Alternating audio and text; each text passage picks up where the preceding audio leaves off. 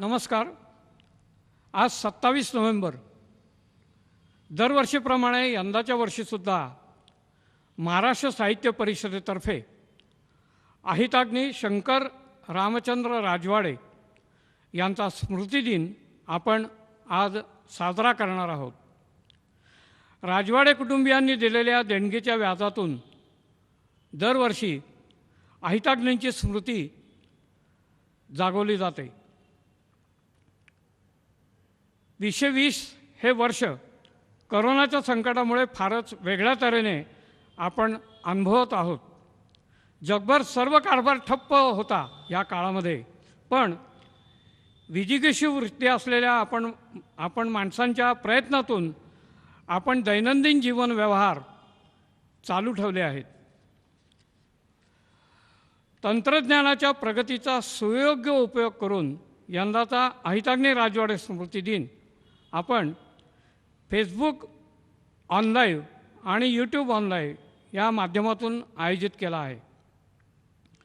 महाराष्ट्र साहित्य परिषदेतर्फे आपणा सर्वांचे मी दीपक करंदीकर कार्यवाह स्वागत करतो. आजच्या प्रस्तावित कार्यक्रमात पुण्यातील व्यासंगी आणि विद्वान डॉक्टर श्रीकांत बहुलकर आणि डॉक्टर मंगेश कुलकर्णी हे दोघे अहिताग्नी राजवाडे यांच्या जीवनकार्याविषयी आपल्याशी संवाद साधणार आहेत. या निमित्ताने 2016 साली अहिताग्नी राजवाडे यांच्याविषयीचा संकेतस्थळाचा प्रारंभ याच व्यासपीठावरून झाला होता. साहित्य संमेलनाचे माजी अध्यक्ष डॉक्टर सदानंद मोरे यांच्या हस्ते या वेबसाईटचे त्यावेळेला उद्घाटन झाले होते. या प्रसंगी अहिताग्नी राजवाडे व्यक्ती आणि विचार या विषयावर डॉक्टर राजा दीक्षित, डॉक्टर मंगेश कुलकर्णी आणि अर्थातच डॉक्टर सदानंद मोरे यांनी आपले अत्यंत अभ्यासपूर्ण असे विचार सभेपुढे मांडले होते. आज महाराष्ट्र साहित्य परिषदेचे कार्याध्यक्ष प्राध्यापक मिलिंद जोशी सरांना मी विनंती करणार आहे की त्यांनी आजच्या या कार्यक्रमाचं प्रास्ताविक करावं. प्राध्यापक मिलिंद जोशी. नमस्कार. महाराष्ट्र साहित्य परिषद ही महाराष्ट्रातली आद्य साहित्य संस्था आहे आणि गेली 114 वर्ष मराठी भाषा, साहित्य, समीक्षा आणि संस्कृती यांच्या जतन आणि संवर्धनासाठी ही संस्था कार्यरत आहे. ज्यांनी महाराष्ट्राच्या जडणघडणीमध्ये योगदान दिलं अशा विद्वानांच्या आणि साहित्यिकांच्या स्मृतींचा जागर महाराष्ट्र साहित्य परिषदेच्या वतीने केला जातो. महाराष्ट्र साहित्य परिषदेचे जे प्रतिष्ठेचे कार्यक्रम आहेत त्या कार्यक्रमामध्ये अहिताग्नी राजवाडे स्मृती दिन हा एक महत्त्वाचा कार्यक्रम आहे. याचं कारण असं की महाराष्ट्रातली व्रतस्थ ज्ञानोपासकांची जी परंपरा आहे त्या परंपरेमध्ये अहिताग्नी राजवाडे यांचं योगदान हे खूप मोठं आहे. विशेषतः आयुष्यभर ज्ञानसाधना आणि ज्ञानप्रसार या दोन गोष्टींच्यासाठी त्यांनी स्वतःला वाहून घेतलेलं होतं. आणि महाराष्ट्र साहित्य परिषदेतर्फे जे वेगवेगळे कार्यक्रम घेतले जातात त्यामध्ये अहिताग्नींच्या स्मृती आवर्जून जागवल्या जातात. याचं कारण की अशा या थोर विद्वानांनी जे काम करून ठेवलेलं आहे, विशेषतः 1879 पासून ते 1952 पर्यंतचा जो कालखंड आहे त्या सबंध कालखंडावरती अहिताग्नी राजवाडे यांच्या कर्तृत्वाची ठसठशीत अशी नाममुद्रा उमटवलेली आहे. म्हणजे एकीकडे ज्ञानसाधना, दुसरीकडे ज्ञानप्रसार आणि भाष्यकार म्हणून अहिताग्नींचं जे योगदान आहे ते खूप मोठं आहे. विशेषतः गीतेवरचं त्यांचं भाष्य असेल, ईशावास्योपनिषदावरचं त्यांचं भाष्य असेल, पुरुषार्थ मीमांसा किंवा षड्दर्शना संदर्भामध्ये त्यांनी जे विवेचन केलेलं आहे ते खूप महत्त्वाचं आहे. आपल्याकडं सर्वसाधारणपणे असं म्हटलं जातं की तत्त्ववेत्ते वृक्ष असतात आणि विनोदकारांच्याकडे विचार नसतो. पण तत्त्वचिंतक असूनही जे कलासक्त जीवन अहिताग्नी जगले ते खूप महत्त्वाचं आहे. विशेषतः साहित्य, संगीत, नाट्य, नृत्य या संदर्भामधलं त्यांचं जे विवेचन आहे आणि या सर्व कलांचा त्यांनी जो आस्वाद घेतला आणि त्या संदर्भामध्ये त्यांनी वेळोवेळी जे लिहिलेलं आहे ते सुद्धा खूप महत्त्वाचं आहे. त्यामुळं अशा एका बहुआयामी व्यक्तिमत्वाचा वेध हा दरवर्षी त्यांच्या स्मृतींचा जागर करून घेतला जातो. अहिताग्नींचं सगळ्यात मोठं योगदान कुठलं असेल तर मराठी भाषेला बाला असं संबोधलं जात होतं. पण अहिताग्नींचं सगळ्यात मोठं योगदान असं की त्यांनी या मराठी भाषेला प्रौढगंभीर बनवलं. म्हणजे त्या पद्धतीची विचारनिर्मिती तर त्यांच्या लेखनातून झालीच, पण भाषेला सौंदर्य आणि अर्थगांभीर्य देण्याचं मोठं काम हे अहिताग्नींनी त्या काळामध्ये केलेलं आहे. आणि काळाला न मानवणारे, समाजाला न पचणारे विचार मांडूनसुद्धा समाजमनामध्ये स्थान मिळवणं ही खूप कठीण गोष्ट असते आणि ती अहिताग्नींनी आयुष्यभर केलेली आहे. त्यामुळं अशा या थोर सारस्वताचा, विद्वानांचा स्मृतिदिन साजरा करणं हे साहित्य परिषदेसारख्या संस्थांचं आद्य कर्तव्य असतं. म्हणून दरवर्षी तो केला जातो. आणि मला आवर्जून सांगावंसं वाटतं की प्रसिद्ध सूत्रसंचालिका आणि निवेदिका शैला मुकुंद या कार्यक्रमासाठी पुढाकार घेत असतात.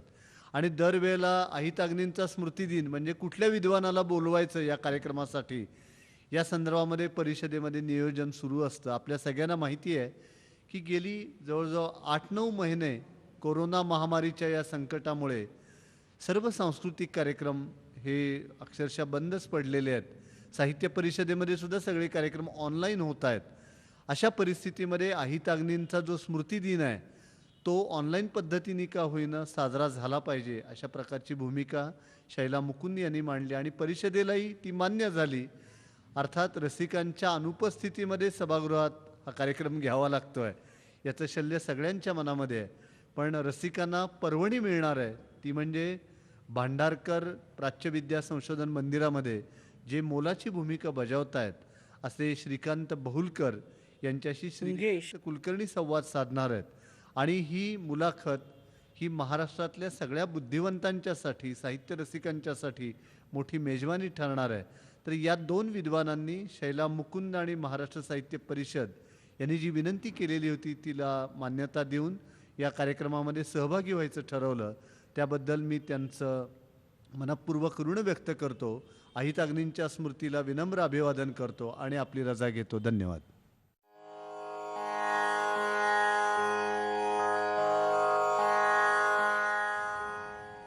नमस्कार.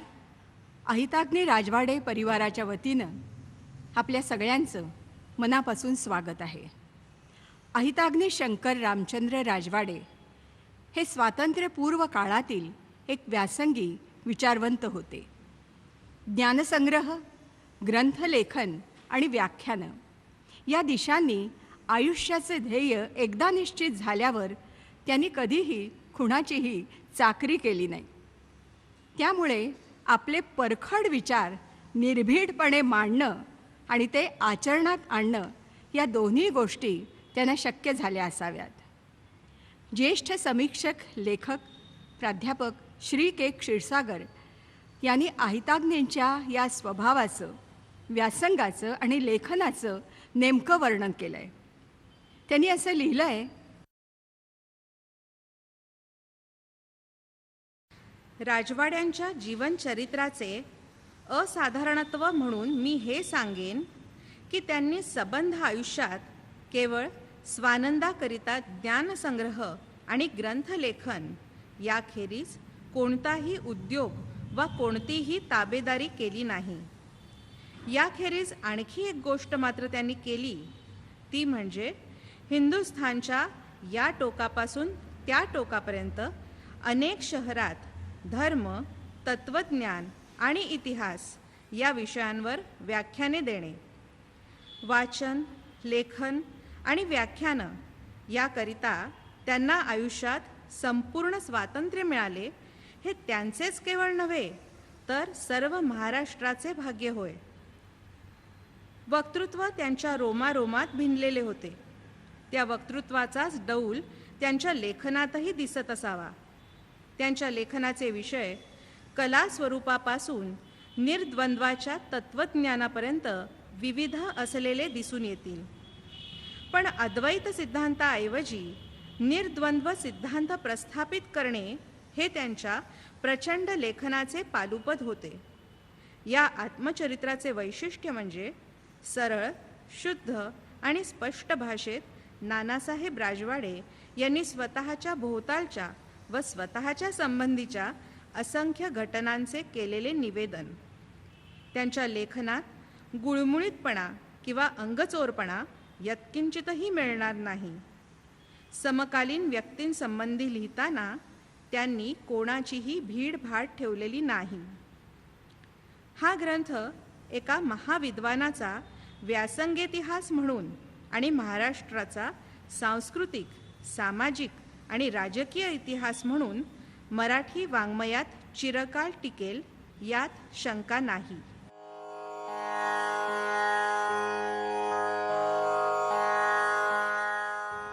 पुण्याच्या डेक्कन कॉलेजचे विद्यार्थी असल्यापासूनच अहिताग्नेने ज्ञानोपासनेची वाट धरली होती असं दिसून येतं. BAची परीक्षा देण्यापूर्वी त्यांनी असं जाहीर केलं होतं की या कॉलेजच्या ग्रंथालयातील सर्व पुस्तकं वाचून झाल्यानंतरच मी परीक्षा देणार आहे. आणि आपलं म्हणणं त्यांनी खरं करून दाखवलं. आपल्या स्वतःच्या विषयांबरोबर तेव्हापासूनच इतर अनेक विषयांचं वाचन ते करत असत. या अमांतर वाचनामुळे नंतरच्या काळात त्यांच्या प्रत्येक ग्रंथाच्या अनुषंगानं त्यांनी विविध विषयांचं विवेचन केलं आहे, निष्कर्ष काढले आहेत. अर्थात ते सगळ्यांना पटतील किंवा पटणारही नाही. आजच्या काळात तर अहिताग्नींचे बरेच विचार हे पटणारच नाहीत. हे जरी खरं असलं ना तरीसुद्धा अहिताग्नींचा व्यासंग, त्यांचं लेखन, त्यांनी मांडलेला निर्द्वंद्व सिद्धांत हे सारं उद्याच्या अभ्यासकांना उपयोगी ठरेल असं मात्र वाटतं.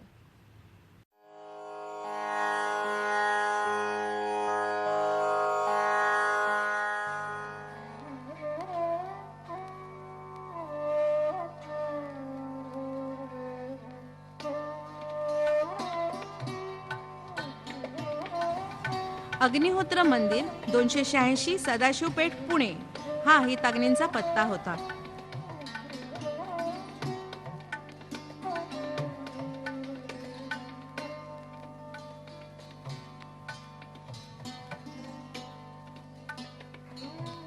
या वाड्याच्या चौकात शारदीय व्याख्यानमालेचं ज्ञानसत्र ते चालवत असत.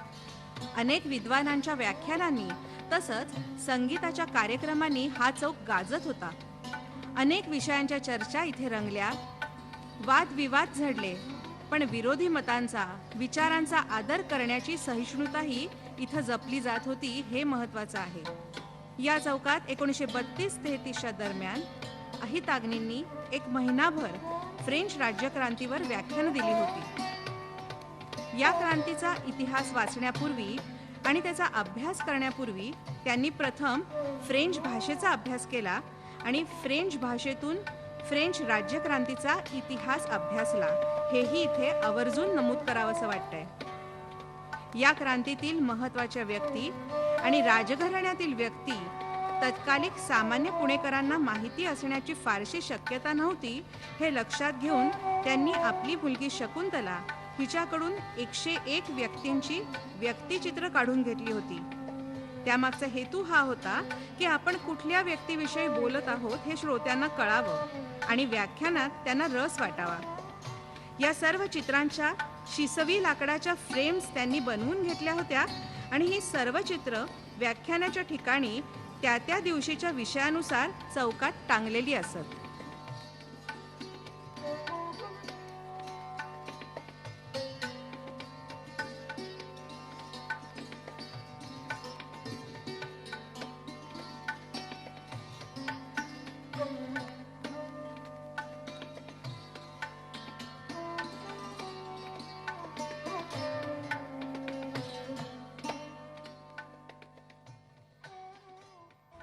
अहिताग्नींचं व्यक्तिमत्व हे बहुआयामी होतं. त्यांच्या व्यक्तिमत्वाचा अधिक परिचय एका ध्वनिमुद्रित चर्चेतून, संवादातून आपण करून घेणार आहोत. डॉक्टर श्रीकांत बहुलकर आणि डॉक्टर मंगेश कुलकर्णी या दोन व्यासंगी अभ्यासकांच्या संवादातून अहिताग्नींचं व्यक्तिमत्व, अगदी परखड व्यक्तिमत्व, त्यांचं लेखन आणि त्यांचं कार्य उलगडणार आहे. डॉक्टर मंगेश कुलकर्णी हे गेली 30 वर्ष भारतातील विविध विद्यापीठांतून पदव्युत्तर अभ्यासक्रमासाठी राज्यशास्त्र या विषयाचं अध्यापन करत आलेत. सध्या सावित्रीबाई फुले पुणे विद्यापीठात राज्यशास्त्राचे विभाग प्रमुख आणि प्राध्यापक म्हणून ते कार्यरत आहेत. याबरोबरच आफ्रिका आणि युरोपमधील विविध विद्यापीठांतून त्यांनी अध्यापनाचं कार्य केलं आहे. आल्बेर कामू प्रणीत विद्रोहाचं तत्त्वज्ञान या विषयावरती प्रबंध लिहून त्यांनी डॉक्टरेट ही पदवी संपादन केली आहे. आत्तापर्यंत 75हून अधिक लेख आणि 5 पुस्तकं त्यांच्या नावावरती प्रकाशित झालेली आहेत. त्यामध्ये ग्लोबल मॅस्क्युलिनिटीज या त्यांनी संपादित केलेल्या ग्रंथाचा विशेष उल्लेख करायला हवा. अहिताग्नींच्या लेखनाचे जे मोजके अभ्यासक आज महाराष्ट्रामध्ये आहेत त्यापैकी डॉक्टर मंगेश कुलकर्णी हे एक अतिशय महत्त्वाचं नाव आहे. या चर्चेत सहभागी होणारे दुसरे व्यासंगी विद्वान आहेत डॉक्टर श्रीकांत बहुलकर. हे भांडारकर प्राच्य विद्या संशोधन संस्थेचे माजी मानद सचिव असून सध्या ते त्या संस्थेच्या इन्फोसिस फाउंडेशनच्या आर्थिक सहाय्यानं चालणाऱ्या विद्याविकास कार्यक्रमाचे संचालक आहेत. याबरोबरच सावित्रीबाई फुले पुणे विद्यापीठाच्या पाली आणि बौद्ध अध्ययन विभागामध्ये कुलगुरू नियुक्त संलग्न प्राध्यापक आहेत.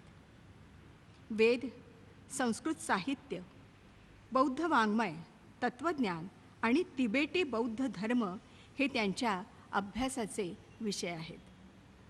या क्षेत्रात ते गेली 40 वर्ष अध्ययन, अध्यापन आणि संशोधन करतात. 1978 साली जपान शासनाची शिष्यवृत्ती मिळवून त्यांनी तिथल्या नागोया विद्यापीठात जपानी आणि तिबेटी भाषा याबरोबरच बौद्ध धर्म आणि तत्त्वज्ञान या विषयाच्या अभ्यासाला सुरुवात केली. डेक्कन कॉलेज आणि टिळक महाराष्ट्र विद्यापीठ या 2 संस्थांमध्ये त्यांनी गेली अनेक वर्ष अध्यापन केलेलं आहे. Numata visiting professor of Buddhist studies या प्रतिष्ठित पदावर हार्वर्ड युनिव्हर्सिटीनं त्यांची केलेली नियुक्ती हा त्यांच्या संशोधन कार्याचा फार मोठा बहुमान आहे.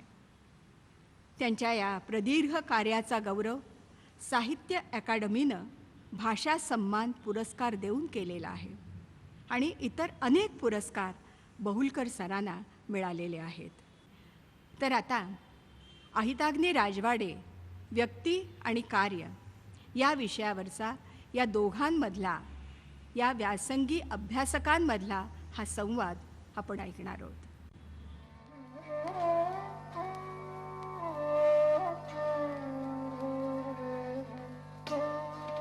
नमस्कार. नमस्कार. तर आज आपण इथे एकत्र आलो आहे. बहुलकर सर आहेत इथे, जे संस्कृत, पाली, बौद्ध साहित्य आणि तत्त्वज्ञान वगैरे या सर्व विषयांचे अतिशय गाढे अभ्यासक आहेत. आणि त्यांच्याकडे आपण बोलणार आहोत ते अहिताग्नी राजवाडे, शंकर रामचंद्र राजवाडे, ज्यांचा कालखंड आहे 13 ऑक्टोबर 1879 ते 27 नोव्हेंबर 1952 या काळामध्ये पुण्यामध्ये ज्यांचं मुख्यत्वे करून वास्तव्य होतं आणि हीच त्यांची कर्मभूमी देखील होती. आणि मुख्यत्वे करून व्यासंग, वक्तृत्व, विपुल लेखन यासाठी म्हणून ख्यातनाम असलेले हे जे महाराष्ट्राच्या, आधुनिक महाराष्ट्राच्या वैचारिक इतिहासामधलं एक महत्त्वाचं नाव आहे, महत्त्वाचं व्यक्तिमत्व आहे. त्यांच्याविषयी आणि विशेष करून संस्कृतमधलं जे अभिजात भारतीय तत्त्वज्ञान आहे त्यांचा व्यासंग फार मोठा होता आणि त्यावरच त्यांचं लेखन हे मुख्यत्वे करून होतं. त्यामुळे हे सर्व लक्षात घेता बहुलकर सरांसारखे आणखीन एक तसेच एक व्यासंगी असे जे अभ्यासक आहेत तर ते आपल्याला आज लाभलेले आहेत. तेव्हा त्यांच्याकडे संवाद साधावा आणि अहिताग्नींचं हे सगळं जे वैचारिक कार्य आहे त्याच्यावर एक अधिक प्रकाश पडावा आणि त्यांच्या एकूण लेखनामधले काही बारकावे समजून घ्यावेत, अशा हेतूने हा कार्यक्रम आपण आयोजलेला आहे. आता सुरुवातीला अगदी थोडक्यात मी अहिताग्नीविषयी बोलणार आहे आणि त्यानंतर आपण बाहुलकर सरांच्याकडे त्यांना आपण काही प्रश्न विचारणार आहोत आणि ते आपलं प्रबोधन करणार आहेत याविषयी. तर अहिताग्नी राजवाडे हे एक विलक्षण व्यक्तिमत्व होतं, याविषयी काहीच वाद नाही. त्यांच्याबद्दल इतर अनेक वाद असतील, कारण ते तसं वादग्रस्त व्यक्तिमत्वही होतं आणि त्यानं स्वतःला काहीच आश्चर्य वाटलं नसतं. कारण अटीतटीने वाद करणं व लढवणं हा त्यांच्या एकूणच स्वभावाचा आणि त्यांची जी एक वैचारिक जडणघडण आणि बैठक होती त्याचा तो एक भागच होता. त्याच्यामुळे त्यांच्याविषयी असतील वाद, पण हे वादातीत आहे की ते एक लोकविलक्षण असे एक विचारवंत होते. तर त्यांच्याबद्दल मी थोडक्यात असं म्हणेन की देशोदेशीच्या अनेकविध धार्मिक आणि तसंच निधर्मी विचारधारांचा चिकित्सक परामर्श घेणारे मेधावी भारतीय दार्शनिक, साहित्य, कला, इतिहास, राजकारण, समाजकारण यावर मार्मिक टीका टिप्पणी करणारे सिद्धहस्त लेखक आणि विचक्षण वाक्पटू, अथक ज्ञानसाधनेचा वसा घेतलेले कणखर वृत्तीचे चतुरस्र लोकविलक्षण विचारवंत, ही मला त्यांचं वर्णन जे आहे ते अगदी यथोचित असं वाटतं. म्हणजे मी त्या पद्धतीने त्यांची अगदी थोडक्यात जर ओळख करून द्यायची तर ती मी या पद्धतीने करून देईन. आता असं जरी असलं तरी दिसतं असं की महाराष्ट्राचा जो संपूर्ण वैचारिक इतिहास आहे, म्हणजे साधारण आधुनिक महाराष्ट्राकडे आज आपण पाहिलं तर साधारणपणे 19व्या शतकाच्या सुरुवातीपासून किंवा मध्यापासून ते आतापर्यंतचा असं जर आपण हा कालखंड घेतला आणि त्याच्यावर विपुल लेखन झालेलं आहे, पण त्यामध्ये अहिताग्नींच्या योगदानाची दखल ही त्या प्रमाणामध्ये घेतलेली आहे असं वाटत नाही. त्याला काही अपवाद आहेत, ते कोण आहेत ते मी आता सांगणार आहे. पण साधारणपणे लोकांना म्हणजे हा जो सगळा कालखंड आहे आणि हा जो विचारांचा इतिहास आहे त्यामध्ये राजवाडे असं जर आपण म्हटलं तर बहुतेक लोकांना ज्यांना थोडी फार माहिती आहे या कालखंडाविषयीची त्यांना कोण आठवतात तर ते राजवाडे, अगदी हो बरोबर, इतिहास संशोधक, हां, इतिहासाचार्य. आणि पुण्यामध्ये तर आपल्याला माहिती आहे इतिहास संशोधक मंडळ, त्याची स्थापना विकांनी केली होती आणि प्रचंड त्यांचं काम आहे, त्याच्याबद्दल काही प्रश्नच नाही. म्हणजे संपूर्ण मराठ्यांच्या इतिहासाची साधनं ज्या पद्धतीने त्यांनी मिळवली आणि ती अभ्यासकांना उपलब्ध करून दिली, फारच मोठा विद्वान माणूस होता, त्याच्याबद्दल काही प्रश्नच नाही. आणि त्यांचा जन्म हा माझ्या आठवणीप्रमाणे 1863च्या आसपास आहे, म्हणजे ते एक पिढी आधीचे, अहिताग्नींच्या एक पिढी आधी. आणि तेही एक अर्थाने असे काहीच विक्षिप्तही म्हणता येतील असे विचार, धारदार व्यक्तिमत्व असलेले असे ते होते. परंपराभिमानी होते आणि त्या बाबतीत मला वाटतं त्यांची कुंडली म्हणजे अहिताग्नी आणि इतिहासाचार्य यांची कुंडली जुळते. आणि ते विका राजवाडे आणि त्यांचे बंधू वैजनाथ काशीनाथ राजवाडे हे यांचे नातेवाईक होते. नेमकं नातं काय हे तसं स्पष्ट झालेलं नाही, पण वैचारिक पातळीवरचं त्यांचं नातं मला फार महत्त्वाचं वाटतं. आणि जर तुम्ही पाहाल आता एक ग्रंथ जो अहिताग्नींनी लिहिलेला आहे, ज्याचा उल्लेख मी नंतर करणार आहे, म्हणजे त्याच्याविषयी थोडं बोलणार आहे, तर तो ग्रंथ आहे नीत्शेवरचा. नीत्शे हा जो 19व्या शतकाच्या उत्तरार्धामधला एक अतिशय महत्त्वाचा जर्मन तत्ववेत्ता होता. तर त्याच्या एक अँटिक क्राइस्ट या एका छोट्या पण महत्त्वाच्या अशा पुस्तकाचं भाषांतर अहिताग्नींनी केलं आणि त्याला नेहमीच्या त्यांच्या पद्धतीप्रमाणे त्यांनी त्याच्यावर भाष्य केलेलं आहे. तर ती एक पुरवणी त्यांनी त्याला जोडलेली आहे. आणि असं करून नीत्शेचा ख्रिस्तांतक म्हणजे अँटी क्राइस्ट त्याचं ते भाषांतर आहे. नीत्शेचा ख्रिस्तांतक आणि ख्रिस्तांतक नीत्शे हे पुस्तक त्यांनी 1930 या दशकाच्या सुरुवातीला हे प्रसिद्ध केलेलं आहे. आणि माझ्या मते हे अक्षरशः मी एकमेवा द्वितीय अशा प्रकारचं हे पुस्तक केवळ मराठीत नव्हे, तर माझा असा अंदाज आहे भारतामध्ये कुठल्याही इतर भाषेमध्ये ह्या प्रकारचं काम तेव्हा 1930 मध्ये, लक्षात घ्या त्यावेळेला नीत्शेच्या मृत्यूला 30-32 वर्षच झालेली होती आणि नीत्शे काही फारसा इथे लोकांना परिचित नव्हता. आणि तो पुन्हा त्याचं लेखन जर्मन भाषेमधलं, तरी त्याची जर्मन भाषेत. जर्मन भाषे एक्झॅक्टली. तरी त्याचं काही भाषांतर नीत्शेच्या लेखनाचं जे उपलब्ध होतं ते राजवाडेंनी मिळवलं आणि ते त्यांच्या संग्रही होतं आणि त्या आधारे त्यांनी नीत्शे नीट समजून घेतला. त्याबद्दल आपण नंतर बोलणार आहोत. पण आता माझा मुद्दा हा आहे की त्या ग्रंथाचं जर तुम्ही त्याची अर्पणपत्रिका पाहिली तर त्यामध्ये त्यांनी इतिहासाचार्यांचा हा उल्लेख केलेला आहे आणि ते त्यांना अर्पण केलेलं आहे. त्यांच्याबद्दल त्यांनी असे उद्गार काढलेले आहेत की महाराष्ट्रातील नीत्शेच्या बाण्याचा एकच एक विचारवंत विका राजवाडे यास अर्पण, अशा प्रकारचं त्यांनी लिहिलेलं आहे. त्याच्यामुळे पुन्हा लोकांची अशी एक समजूत असते, ज्यांना अहिताग्नीविषयी थोडं बहुत माहीत असतं त्यांची समजूत अशी असते की ते इतके आत्मकेंद्रीय होते की ते दुसऱ्या कोणाची फारशी पर्वा करीत नसत किंवा कोणाबद्दल त्यांना काही फारसा आदर नव्हता वगैरे. ते खरं नाही.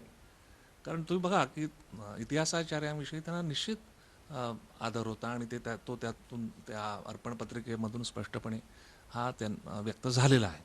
पण तरी हे खरं आहे की एकूणच त्यांचा जो पावित्रा होता आणि तो सगळा असा बऱ्यापैकी असा वैचारिकदृष्ट्या आक्रमक असा होता आणि ते आग्रही अशा वृत्तीचे होते. आणि त्याच्यामुळे मला वाटतं असं झालं असेल की त्यांना, आणि जे त्यांच्या मनात असेल ते अतिशय निर्भीडपणे स्पष्टपणे ते ज्याला इंग्रजीत म्हणतात ना, calling a spade more than a स्पेड असं म्हणतात, तशा पद्धतीने ते व्यक्त करीत असत. त्याच्यामुळे असेल. पण काहीसा दुरावा हा निर्माण झाला त्यांच्याविषयी आणि नंतर हळूहळू त्यांचं जे काम आहे ते लोकांच्या दृष्टीतून निसटलं असं मला वाटतं. त्याला एकच अपवाद आहे आणि तो अपवाद म्हणजे मॅथ्यू लेडरले. आता ही एक अतिशय मला वाटतं रोचक गोष्ट मला वाटते की मॅथ्यू लेडरले हे जर्मन ग्रस्त, ते फादर लेडरले म्हणजे ते तिथून जर्मनीमधून इथे आले आणि ते ज्याला आपण काय म्हणू धर्मगुरू होते ते. आणि पुण्यामध्ये स्नेहसदनमध्ये ते काम करत असत, राहत असत. तर ते त्यांनी इथे आणि त्यांच्या हे लेडरले जे होते त्यांचा एक दृष्टिकोन असा होता की वेगवेगळ्या ज्या आध्यात्मिक परंपरा आहेत, धार्मिक परंपरा आहेत, त्यांच्यामध्ये संवाद निर्माण व्हावा, ज्याला आता आपण इंटरफेथ डायलॉग असं म्हणतो.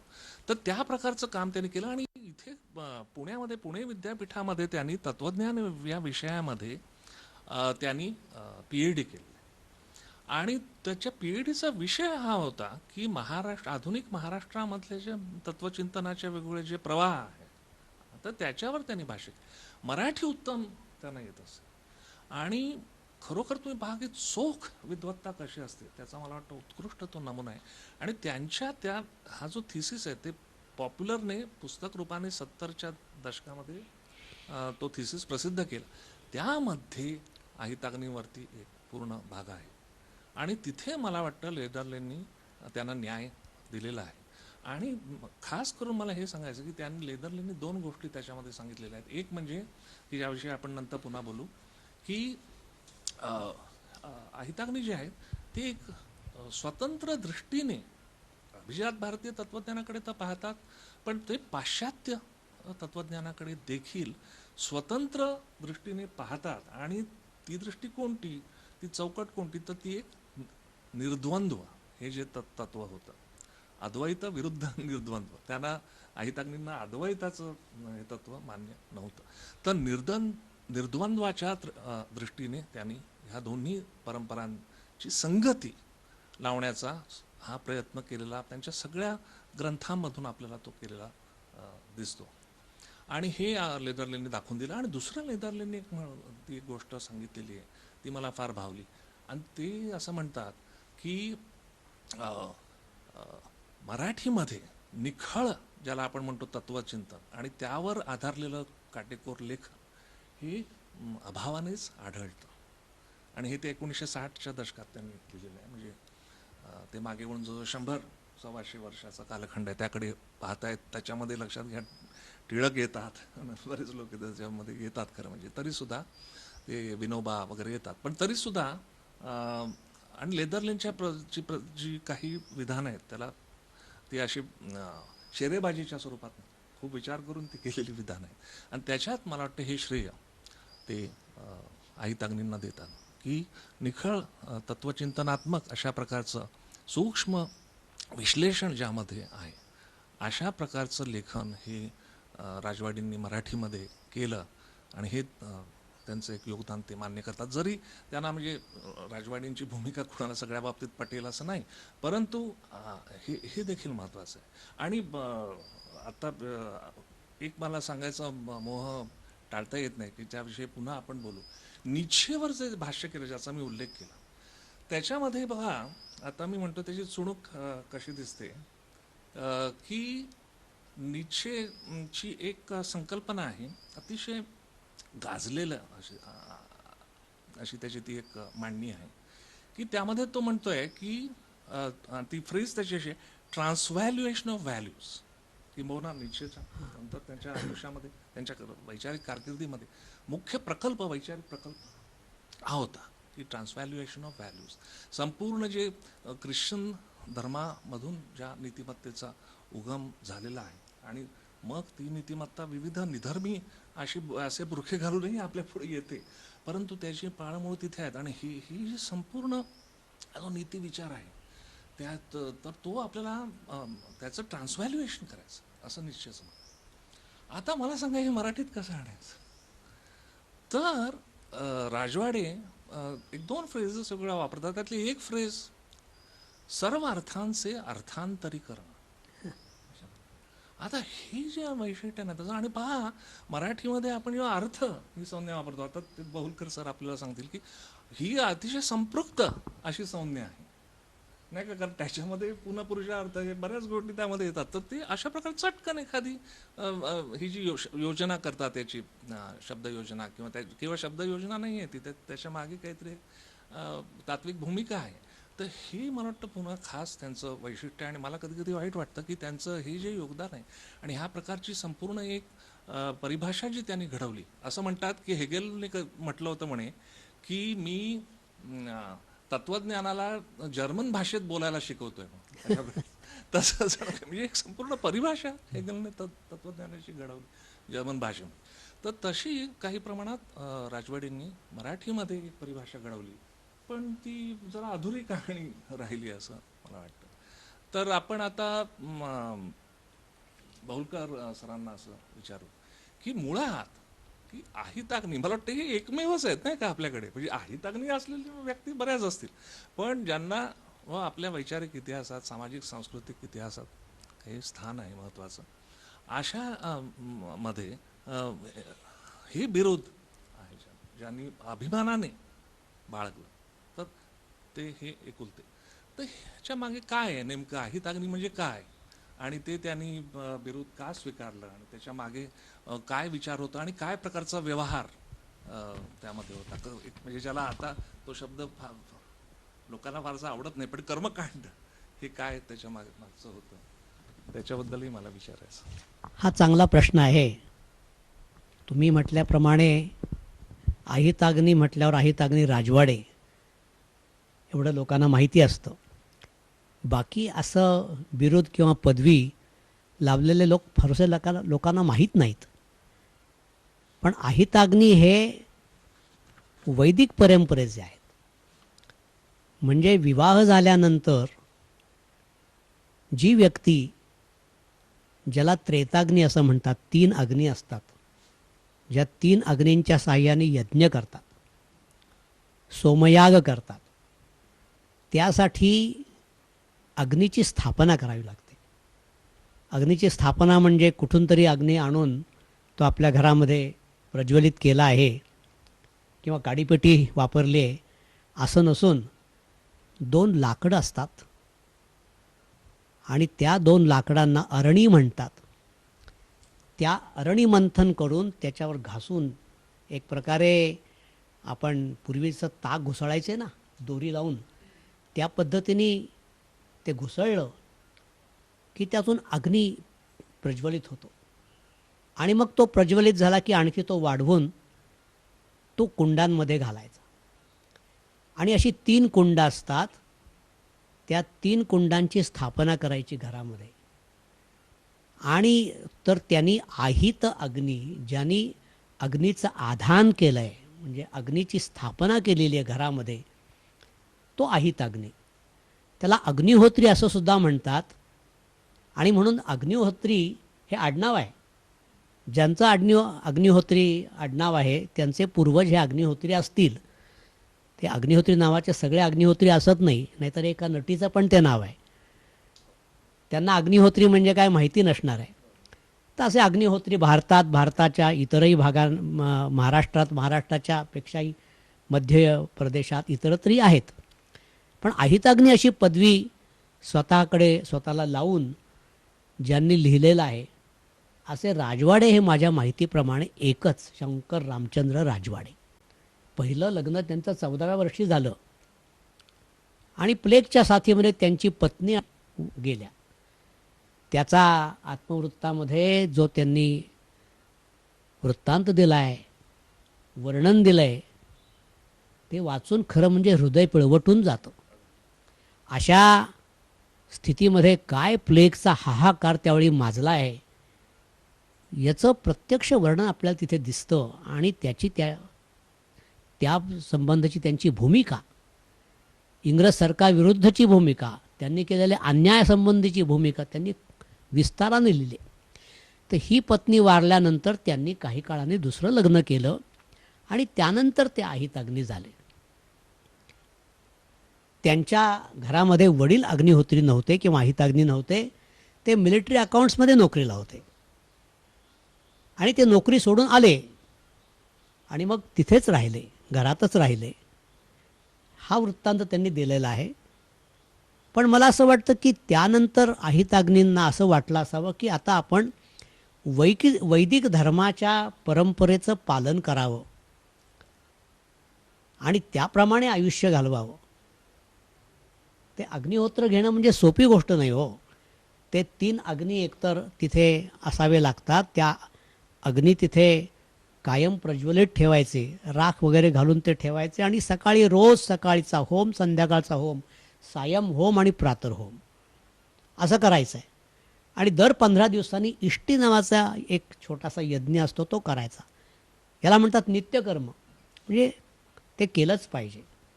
मग नैमित्तिक काय काय असतात, वेगवेगळे याग असतात, चातुर्मास्य आहे, ज्योतिष्टोम आहे. हे सगळं जे आहे हा यज्ञधर्म आहे, वेदाचा धर्म आहे. ज्यासंबंधी मीमांसा हे दर्शन आहे, त्या मीमांसकाने सांगितलं आहे की कशासाठी करायचं, तर ब्राह्मण ग्रंथांमधलं वाक्य आहे. वेदाचे जे ग्रंथ आहेत, वैदिक ग्रंथ, त्यात ब्राह्मण ग्रंथ आहे. त्यामध्ये ज्योतिष्टोमेन स्वर्गकामो यजेत, म्हणजे ज्याला स्वर्गाची इच्छा आहे त्यांनी ज्योतिष्टोम करावा. ह्या सगळ्यासाठी तो यजमान अग्निहोत्री पाहिजे आणि पत्नी पाहिजे. पत्नीलाही तिथे स्थान आहे. आणि त्यामुळे पत्नी जर हयात नसेल तर अग्निविच्छेद होतो, त्या अग्निहोत्राचा विच्छेद होतो आणि मग त्यानंतर त्याला ते काही पुढे पालन त्याचं करता येत नाही. आता गंमत अशी आहे की अग्निहोत्री असेल तर त्याला खरं म्हणजे घरी थांबलं पाहिजे. सकाळ संध्याकाळ ती एक प्रकारचं ते कर्तव्य आहे, ड्युटी आहे. प्रवासाला जाणं म्हणजे कठीण असतं. मग जर प्रवासाला जायचं असेल तर काय करायचं, तो अग्नी एक प्रकारे त्या अरणी, म्हणजे त्या 2 लाकडं ती घेऊन जायची असतात बरोबर, आणि त्याच्यामध्ये तो अग्नी हा त्याचा समारोप करायचा, म्हणजे ठेवायचा, डिपॉझिट करायचा आणि गेल्यानंतर तिथे परत ते सुरू करायचं. असं सगळं असतं. हल्ली त्याचा एक आधुनिक प्रकार निघाला आहे, पण त्यासंबंधी मी काही बोलत नाही. पण अशा प्रकारे अग्निपूजा, अग्नीची उपासना, यज्ञाची उपासना हे सगळं अत्यंत महत्त्वाचं होतं. तेच करायचं आणि ते जन्मभर केलं पाहिजे. त्यामुळे प्रवासाने कसं जमणार त्याचाही उल्लेख नाही. त्यांनी इतका प्रवास केला आहे, इतक्या ठिकाणी केला आहे, इतकी व्याख्यानं दिली आहेत. त्यामुळे ते पुण्यात कधी असायचे आणि प्रवास किती करायचे याच्या संबंधी एक शोधच घेतला पाहिजे. तर पण सांगायचा मुद्दा असा की ते वैदिक परंपरेचे अभिमानी होते, पण त्यांची स्वतंत्र प्रज्ञा होती. म्हणजे वेदात लिहिलं आहे, ब्राह्मण ग्रंथात लिहिलं आहे म्हणून ते सगळं स्वीकारायचं असं ते करत नसत. परंपरावादी असले तरीसुद्धा स्वतंत्र प्रज्ञा असल्यामुळे परंपरेविरुद्धही ते लिहित असत असं मला दिसतं आहे. ती परंपरा मग ग्रंथांची असो नाहीतर टीकाकारांची असो, ती प्राचीन टीकाकारांची असो नाहीतर आधुनिक टीकाकारांची असो, त्यांनी यासंबंधी जरी स्पष्ट काही लिहिलं नसलं तरी त्यांच्या सगळ्या लेखनावरून त्यांची भूमिका आपल्याला समजून घेता येते. एक त्यांचं पुस्तक, त्याची नोंद मला दाते कर्वे यांच्या मराठी ग्रंथसूचीमध्ये सापडली, अग्निहोत्राचे स्वरूप. पण तो ग्रंथ मला अजून पाहायला मिळालेला नाही आहे. त्यामध्ये कदाचित त्यांनी अग्निहोत्रासंबंधी लिहिलं असेल आणि आपली भूमिका काय हेही कदाचित लिहिलं असेल. पण या पलीकडे अहिताग्नींच्या त्या संबंधीच्या दैनंदिन व्यवहाराबद्दल, त्यांच्या भूमिकेबद्दल आणि त्याची काही जर त्याचं समर्थन असेल तर त्याबद्दल काही सांगता येणार नाही असं मला वाटतं. बरोबर. एक इथे नमूद करायला पाहिजे की अहिताग्नी ते एक दैनंदिनी लिहित असत आणि अगदी तपशीलवार त्यामध्ये नोंदी असत असं त्यांनी स्वतःच म्हटलेलं आहे. ती दैनंदिनी कुठे आहे आता सांगणं कठीण आहे. पण मला असं वाटतंय की त्या दैनंदिनीच्या आधारे त्यांनी आत्मवृत्ताचा जो काही एक आराखडा तयार केला होता किंवा एक खरडा म्हणा तयार केला होता, त्या आधारे हे आत्मवृत्त त्यांच्या मृत्यूपश्चात जवळजवळ 30 वर्षानंतर श्रीविद्या प्रकाशनात करवी ते आलेलं आहे. हे पण आपण त्यामध्ये लक्षात घेतलं पाहिजे. त्या अर्थाने त्यांनी स्वतः जे एरवी स्वतःची पुस्तकं स्वतःच प्रसिद्ध करायचे आणि ती करत असताना तुम्ही बघा अतिशय चोखपणे ते देखील केलेलं आहे. शुद्धीपत्रक वगैरे जोडलेलं असायचं, किती प्रती छापलेल्या आहेत. पुन्हा या प्रतीवरचा क्रमांक असं लिहिलंय त्यांनी, म्हणजे प्रत्येक प्रतीची नोंद होती त्यांच्याकडे. हो. त्यामुळे अतिशय इथे सुद्धा माझ्याकडे आहे ते नंतर मी दाखवीन ते. हे त्यांचं शेवटचं पुस्तक आहे बघा, षडदर्शन समन्वय आणि पुरुषार्थ मीमांसा. तर हा बघा इथे आहे. या प्रतीचा अंक 256 असा ते शिक्का मारलाय मला वाटतं तिथे. हो अगदी त्याने, हो बरोबर. प्रथमावृत्तीच्या सहस्र प्रतींपैकी ह्या प्रतीचा अंक 256 असं आपल्याला नंतर कोणी केलंय दिसत नाही इतक्या पद्धतशीरपणे. तर ते त्यांच्या हयातीत प्रसिद्ध झालेलं नाही आत्मवृत्त, हा एक भाग आहे. दुसरा त्यांचे एक सहाय्यक होते, काय त्याला आपण स्वीय सहाय्यक म्हणतो तसे, आणि ते त्यांचे आहे जे दौरे असायचे ना, आणि तुम्ही अगदी बरोबर सांगितलं की ते भारतात ठिकठिकाणी जाऊन व्याख्यानं देत असत आणि त्यांचा असा एक खास चाहता एक श्रोतृवृंद होता असं दिसतं आणि ते पट्टीचे वक्ते होते. त्यातली काही व्याख्यानं प्रसिद्ध झालेली आहेत अर्थात, त्याचा मी उल्लेख करणार आहे आता. पण ते कुठे कुठे गेले, कशा कोणत्या विषयावर बोलले वगैरे ह्याच्या मला वाटतं नोंदी ते जे गृहस्थ होते त्यांनी ठेवलेल्या होत्या आणि त्याही आता कुठे आहेत सांगणं कठीण आहे. सनातन धर्माचे स्वरूप असा एक त्यांचं व्याख्यानमाला आहे, ती प्रसिद्ध झालेली. अशी काही पुस्तकं त्यांनी प्रकाशित केलेली आहेत. हो हो, त्याचा आता उल्लेख आलाय म्हणून मी सांगतो. ही जी त्यांनी शेकडो व्याख्यानं दिली त्यामध्ये वैदिक धर्म आणि षडदर्शने अथवा 4 विद्या व 6 शास्त्रे ही आहे राव बहादूर किनखेडे व्याख्यानमाला, नागपूर विद्यापीठ 1938. म्हणजे ज्याला आपण इन्व्हायटेड लेक्चर्स म्हणतो ना तशा स्वरूपाचं आहे आणि त्यावेळेला ते प्रसिद्ध झालेलं आहे. त्याबद्दल मी थोडंसं सांगू का? हा जरूर जरूर. ती किनखेडे व्याख्यानमाला जी नागपूरला त्यांनी दिली त्याच्या शेवटी त्यांनी असं म्हटलंय की ह्या विषयावर मला बोलायला दिलं याबद्दल त्यांनी त्यांचे आभार मानलेत आणि त्यांनी पुष्कळ त्यामध्ये उहापोह केलेला आहे. वैदिक धर्म आणि षडदर्शने मी ती वाचली. साधारणतः अशी अपेक्षा असते की वैदिक धर्म म्हणजे काय आणि ती 6 आस्तिक दर्शनं ज्याला म्हणतात, न्याय, मीमांसा, सांख्य, योग, न्याय वैशेषिक, सांख्य, योग, मीमांसा आणि वेदांत या 6 दर्शनांसंबंधी आणि त्यांचा वेदाशी संबंध काय, त्यांचा परस्परांशी संबंध काय, अशी एक अपेक्षा असते वाचकाची. पण गंमत म्हणजे 6 पैकी पहिली 5 व्याख्यानं आहेत, त्यामधलं सगळं जे विवेचन आहे ना, त्या विवेचनाचा खरं म्हणजे त्या मूळ विषयाशी फारसा संबंध नाही. 5व्या व्याख्यानामध्ये त्यांनी थोडासा षड्दर्शनांसंबंधी उल्लेख केला आहे आणि त्याच्यावर काय लिहितात ते त्या ग्रंथामध्ये, त्या 6 व्याख्यानं जी प्रसिद्ध झाली त्यामध्ये 82व्या पानावर ते असं म्हणतात, षड्दर्शनांवर व गीतेवर गेली 1500 वर्षे द्वैताद्वैताचा पगडा पडलेला आहे. गीता शुद्ध राहिली नाही, तीत द्वैताद्वैत घुसडले गेले आहे. द्वैताद्वैत हे शब्दही गीतेत आलेले नाहीत.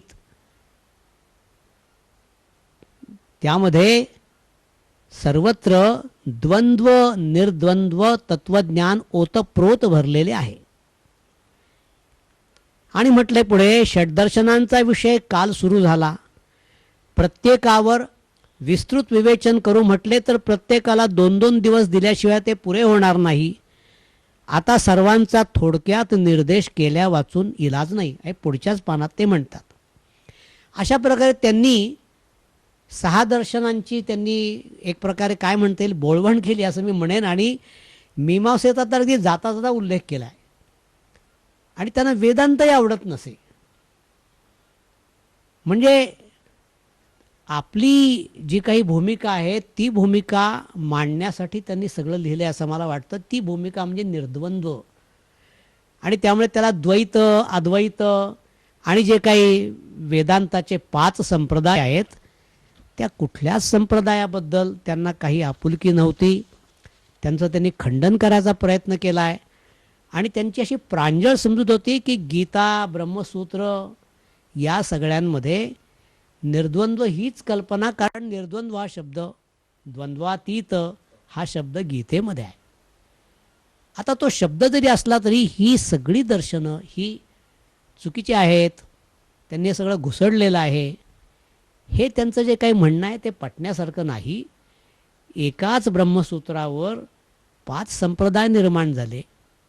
त्याला काही एक परंपरा आहे. आणि केवळ ब्रह्मसूत्र नव्हे, गीता नव्हे, त्याच्या पाठीमागे उपनिषद आहेत. उपनिषदांच्याही पाठीमागे आणखी मूळ संहिता आहेत, ब्राह्मण ग्रंथ आहेत. ही सगळी परंपरा आहे. या सगळ्या परंपरेतून ही सगळी षड्दर्शनं ज्यांचं प्रत्यक्ष ग्रंथस्वरूपामध्ये, सूत्रांमध्ये नंतर रूपांतर झालं असलं तरी ती सगळी विचार परंपरा आहे, ती सगळी विकसित झाली आहे भारतामध्ये. ती सगळी परंपरा चुकीची आहे. आणि मी म्हणतो तेच बरोबर, हा त्यांचा एक अट्टहास जो दिसतो तो फारसा पटणारा नाही. तर हे बरोबर आहे की ते मी बघाशी म्हटल्याप्रमाणे की ते फार एक आग्रही भूमिका घेणारे असे विचारवंत ते निश्चितच होते. पण हा जो मुद्दा आपण मांडलात की षड्दर्शनाविषयी त्यांनी फार तपशीलवार उहापोह केलेला नाही, तर तो मला वाटतं ह्या ग्रंथामध्ये हा शेवटचा त्यांच्या हयातीत प्रसिद्ध झालेला ग्रंथ षड्दर्शन समन्वय आणि पुरुषार्थ मीमांसा याच्यामध्ये तो विचार झालेला आहे असं मला वाटतं. आणि निर्द्वंद्वाच्या बद्दल जर म्हणाल तर थोडक्यात मी ते लेडरले हे जे स्वतः मगाशी उल्लेख झालाच, हे तत्त्वज्ञानाचेच अभ्यासक होते, तर त्यांच्या मते ही जी संकल्पना आहे त्याला ते इंग्रजीमध्ये पोलॅरिटी म्हणतात, द्वंद्व. तर त्यांच्या मते ही संकल्पना राजवाडींच्या सद्वस्तू मीमांसेची आधारशिला ही होती. सद्वस्तू मीमांसा म्हणजे मेटाफिजिक्स ज्याला म्हणतात त्या अर्थाने. आणि तिच्याद्वारे जीवन आणि मृत्यू, उष्णता आणि शीतलता, सुख आणि दुःख अशा विरोधभावी पण मूलतः परस्पर सापेक्ष घटितांचा फिनॉमिना निर्देश होतो. आणि वेदातील विचारव्यूह द्वंद्वातीत असून निर्द्वंद्व हा गीतेच्या शिकवणुकीचा मतितार्थ आहे असे राजवाडींचे प्रतिपादन होते.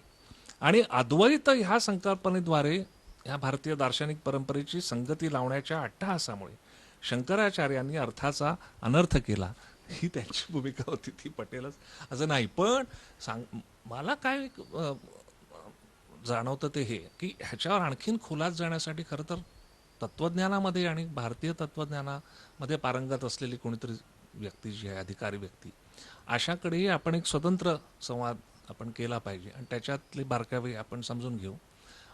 पण बघा तुम्ही की त्यांचं काय म्हणायचं ना की एका दृष्टीने ती त्यांची ओरिजिनॅलिटी आहे की ज्या वर्षी 1915 मध्ये लोकमान्य टिळकांचं गीता रहस्य हे प्रसिद्ध होतं आणि तिथे ते ते अद्वैत मताचंच आहेत माझ्या माहितीप्रमाणे. टिळकांची भूमिका आहे आणि ते काय शंकर मत आणि त्याच्यामध्ये काय फार मोठा या पातळीवर भेद नाही असं. नाही, फरक आहे. शंकराचार्यांनी लावलेला अर्थ आणि लोकमान्यांचा अर्थ. लोकमान्यांनी योगाला महत्त्व तिथे दिलेलं आहे, त्यामुळे त्या दृष्टीने त्यांनी गीतेचं सगळं विवेचन केलं आहे.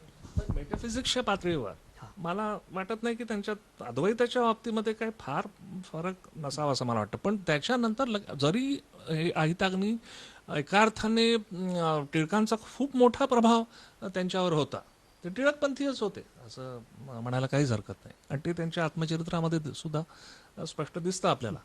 परंतु तसं जरी असलं तरी हा तात्विक मुद्द्यावर मात्र त्यांनी लगेच आपला जो मतभेद आहे टिळकांच्या संदर्भातला, या गीता रसाच्या संदर्भातला, तो त्यांनी गीताभाष्य या ग्रंथाच्या माध्यमातून लगेच 1916 मध्ये त्यांची जी मतं आहेत ती त्याच्यामध्ये त्यांनी प्रकट केली आहे. मात्र गीताभाष्य हा तसा अपुरा राहिलेला ग्रंथ आहे, कारण त्याचा दुसरा भागही त्यांना प्रसिद्ध करायचा होता, ते राहून गेला. असे कित्येक त्यांचे प्रकल्प राहून गेले. म्हणजे उदाहरणार्थ आता ते अग्निपूजक होते आणि त्यामुळे मला वाटतं झरतुष्ट्री धर्माविषयी त्यांना एक फार आपुलकी होती आणि त्याची नोंद आहे. म्हणजे त्याची एक ज्याला काय उद्घोषणा म्हणता येईल, अनाऊन्समेंट म्हणता येईल, तशी त्यांनी केली आहे.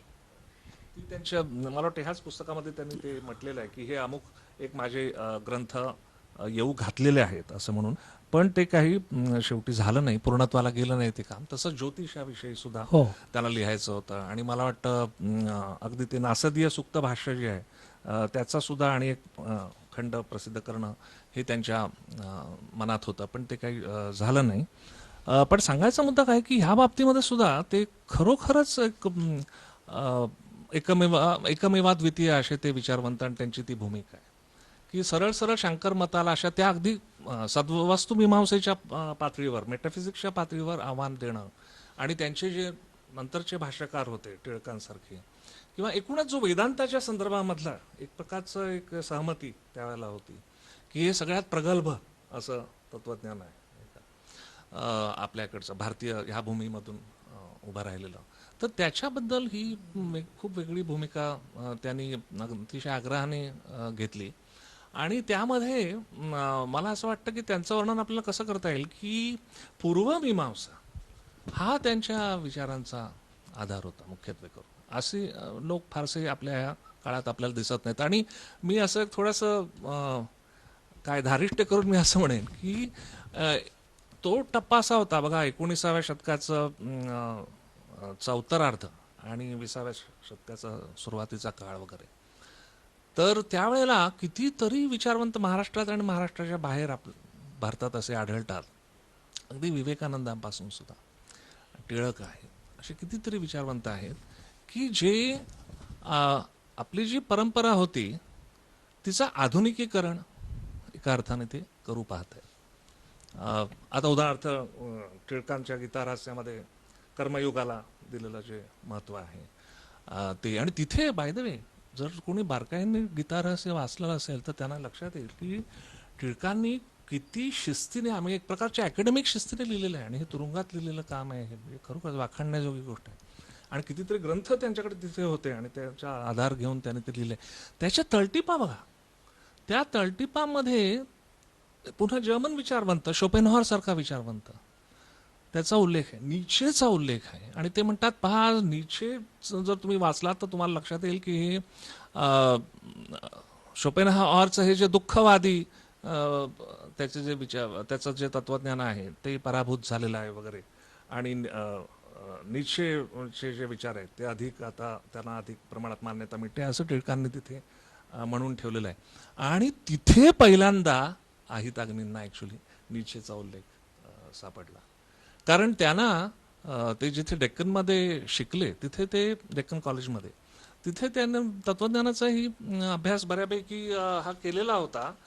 किंबहुना फ्रान्सिस बेन हे जे त्यांचे प्राध्यापक तिथे होते, प्रिन्सिपॉल ते प्रिन्सिपल होते. हो, आणि ते पाश्चात्य तत्वज्ञानात पारंगत होते. त्यांनी स्वतः ग्रंथरचना केलेली होती. ते ॲरिस्टॉटलचा अभ्यास त्यांनी खूप खोलात जाऊन केलेला होता आणि त्याच्यामुळे ॲरिस्टॉटलचाही प्रभाव राजवाडेवर होता. हे सगळं असलं तरी त्यावेळेला त्यांना निश्चय विषयी काही माहिती नव्हती. ती टिळकांच्या या ग्रंथात त्यांना सापडते. पण असो, तर हे जे टिळक किंवा विवेकानंद ही जी मंडळी होती ते एका अर्थाने परंपरेचं आधुनिकीकरण करू पाहत होते. तर मला असं वाटतं की हिताग्नी हे असं एक व्यक्तिमत्व आहे, असे विचारवंत आहेत की जे परंपरेमध्येच आधुनिकता पाहतात आणि परंपरेत आधुनिकता पाहतात आणि त्यातही त्यांची एक स्वतःची कल्पना, स्वतंत्र दृष्टी आहे. आता तुम्ही गीता भाष्याचा उल्लेख केला, तुम्ही सांगितल्याप्रमाणे पहिल्या 3 अध्यायावरच त्यांनी भाष्य लिहिलं आहे, पुढचं राहिलं. पण त्यांची एक पद्धत अशी होती, जसं गीता रहस्यामध्ये तुम्हाला दिसतं किंवा त्या काळच्या अनेक ग्रंथांमध्ये दिसतं की सुरुवातीला एक विस्तृत प्रस्तावना असते आणि प्रत्येक प्रकरणामधल्या जे सगळे त्यातले उपविषय आहेत, परिच्छेद आहेत, त्या सगळ्याची नोंद असते आणि पृष्ठ क्रमांक असतो. मी जी काही त्यांची पुस्तकं वाचली, पाहिली, त्यावरून मला एक सांगितलं पाहिजे की इतके प्रकांड पंडित, अनेक भाषा कोविद ज्याला पॉलिग्लॉट म्हणतात, प्रचंड वाचन आणि मोठी बैठक. म्हणजे आश्चर्य असं आहे, एवढे ते हिंडत होते, एवढे व्याख्यानं देत होते आणि व्याख्यानं सारखी देणारा माणूस लिहू शकत नाही, लिहिणारा माणूस व्याख्यानं देत नाहीत.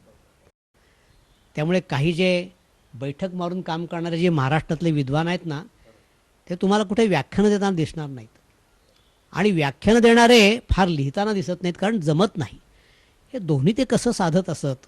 आणि जरी त्यांचे चिटणीस किंवा ते स्वतः टिपणं घेत असले तरीसुद्धा त्या टिपणांवरनी पुन्हा जो ग्रंथ लिहायचा आहे, तयार करायचा, तेवढे केवढे परिश्रम, सगळं त्यांनी मराठीत लिहिलं. तुम्ही सांगितल्याप्रमाणे परिभाषा शोधून काढली, त्याला त्यांनी काही नवं रूप द्यायचा प्रयत्न केला. एक साधी गोष्ट बघा, ते काय म्हणतात, मराठीत इव्हॉल्युशनला उत्क्रांती हा शब्द कोणी आणला कळत नाही, पण तो अयोग्य आहे. आता आपण तो शब्द वापरतो सगळे. उत्क्रांती शब्दाचा संस्कृतात मूळ अर्थ मरण असा आहे. सांख्यांचा गुणविकास हा शब्द अत्यंत अर्थपूर्ण व योग्य आहे, हे त्यांनी वैदिक धर्म आणि षड्दर्शन यामध्ये म्हटलेलं आहे.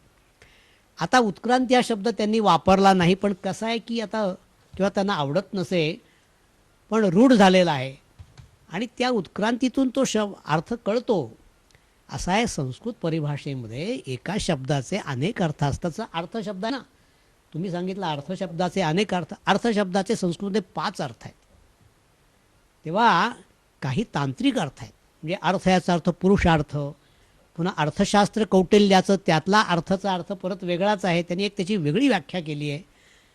अर्थाचा अर्थ मीनिंग या अर्थाने आहे, गोल उद्दिष्ट या अर्थाने आहे, नियती या अर्थाने आहे. अशा प्रकारे अनेक अर्थ त्याला चिकटलेले असतात आणि ते सगळं अर्थविकास त्याच्यामध्ये होतो. सेमॅन्टिक डेव्हलपमेंट असं त्याला म्हणतात. त्या उत्क्रांती हा शब्द वापरणं काही फारसा अयोग्य नाही आहे असं मला वाटतं. आणि तो जर संस्कृतमधला त्याचा मूळ अर्थ मरण असा आहे, तर संस्था या शब्दाचा अर्थसुद्धा संस्कृतमध्ये मरण असा होतो.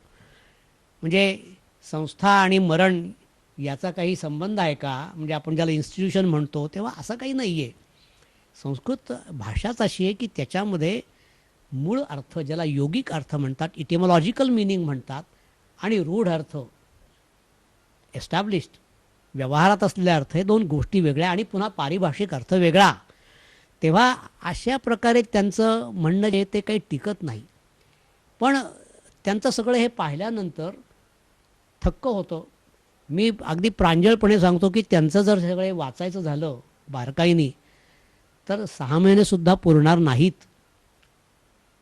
असा प्रचंड आवाका, म्हणजे मुळात त्यांच्या डोक्यामध्ये कल्पना किती असतील, त्याला शिस्त लावलेली असती असे, त्याचा एक प्लॅन आहे, त्या योजनेनुसार त्यांनी लिहिलेलं आहे आणि पुन्हा पुन्हा हे सगळं लिहायचं काही अपुरं राहिलं आहे. अशा प्रकारे एक असामान्य बुद्धिमत्ता, असामान्य परिश्रम करणारे, उत्तम वक्तृत्व असलेले आणि उत्तम लेखनशैली असलेले असे एक व्यासंगी विद्वान, पण तुम्ही सांगितल्याप्रमाणे एक प्रकारे ते उपेक्षित राहिले त्यांच्या काळात आणि नंतरसुद्धा. मी सहज पाहत होतो, सिद्धेश्वर शास्त्री चित्राव यांनी चरित्रकोश लिहिलेत. प्राचीन भारतीय चरित्रकोश, मध्ययुगीन चरित्रकोश आणि अर्वाचीन चरित्रकोश. त्या अर्वाचीन चरित्रकोशामध्ये वी.का. राजवाडे इतिहासाचार्य यांची नोंद आहे आणि वैजनाथ काशीनाथ राजवाडे त्यांचे बंधू असं लिहिलं आहे, पण शंभरा राजवाड्यांबद्दल नाही. मराठी विश्वकोशामध्येही ती मुळातल्या याच्यात नोंद नाही. आता ज्या नवीन नोंदी झाल्यात त्यामध्ये मला वाटतं तुम्ही ती एक नोंद आता तयार केलेली आहे, पण ते अजून प्रकाशित व्हायचं असावं. तेव्हा त्यांच्याबद्दल त्यांच्या हयातीतही फार कोणी लिहिलं नाही. नंतरही काही तुम्ही असं जे म्हटलं आहेत की फादर लेदरनेनी त्यांच्या संबंध लिहिलं आणि डॉक्टर सदानंद मोरे वगैरे अशा काही लोकांनी त्यांचा उल्लेख केलेला आहे आपल्या लेखनामध्ये. एरवी त्यांची उपेक्षा झाली, किंबहुना अनुल्लेखाने मारणं म्हणतात तसं झालेलं आहे. त्याची कारणं काय असावीत असा एक प्रश्न आहे. तुमचं त्याबद्दल काही जर असेल, मत असेल किंवा निरीक्षण असेल तर सांगावं. म्हणजे मी आणखी त्यांच्या काही ग्रंथांच्याबद्दल बोलणार आहेच. नाही, एक पुस्ती मला जोडायची आहे की आपण आता म्हटलं की विश्वकोश जो आहे, मराठी विश्वकोश, तर जो पूर्वी आपल्याला मुख्यत्वे करून छापील स्वरूपात ग्रंथरूपानेच तो उपलब्ध असायचा. आता माझ्याकडे उदाहरणार्थ ते सगळे 18-20 काहीतरी ग्रंथ असे मी घरी ठेवलेले आहेत गेली कित्येक वर्ष. पण आता तो आपल्याला इंटरनेटवर दिसतो. नवीन त्याच्यामध्ये काही त्यांनी भर वगैरे घातलेली आहे आणि ती जी आवृत्ती आहे ती दिसते. नवीन नवीन नोंदी ज्या आहेत त्या आपल्याला दिसतात. आणि त्यावेळेला त्यांनी, मी वेळोवेळी असं म्हटलं की मी लिहिलेलं आहे ऐताग्नीवर ठिकठिकाणी. तर त्याच्यामध्ये एक हा ग्रंथ बघा, स्प्रिंगर म्हणून हे इंटरनॅशनल पब्लिशिंग हाऊस आहे, त्यांचं फिलॉसॉफी इन कलोनियल इंडिया हे प्राध्यापक शरद देशपांडे यांनी संपादित केलेलं पुस्तक आहे. तर ते स्प्रिंगर आणि Indian institute of advance study Shimla, तर ह्यांनी मिळून ते प्रसिद्ध केलेलं आहे. मला 5 वर्ष झाली. त्यामध्ये मी ऐताग्नीवरती लेख लिहिलेला आहे.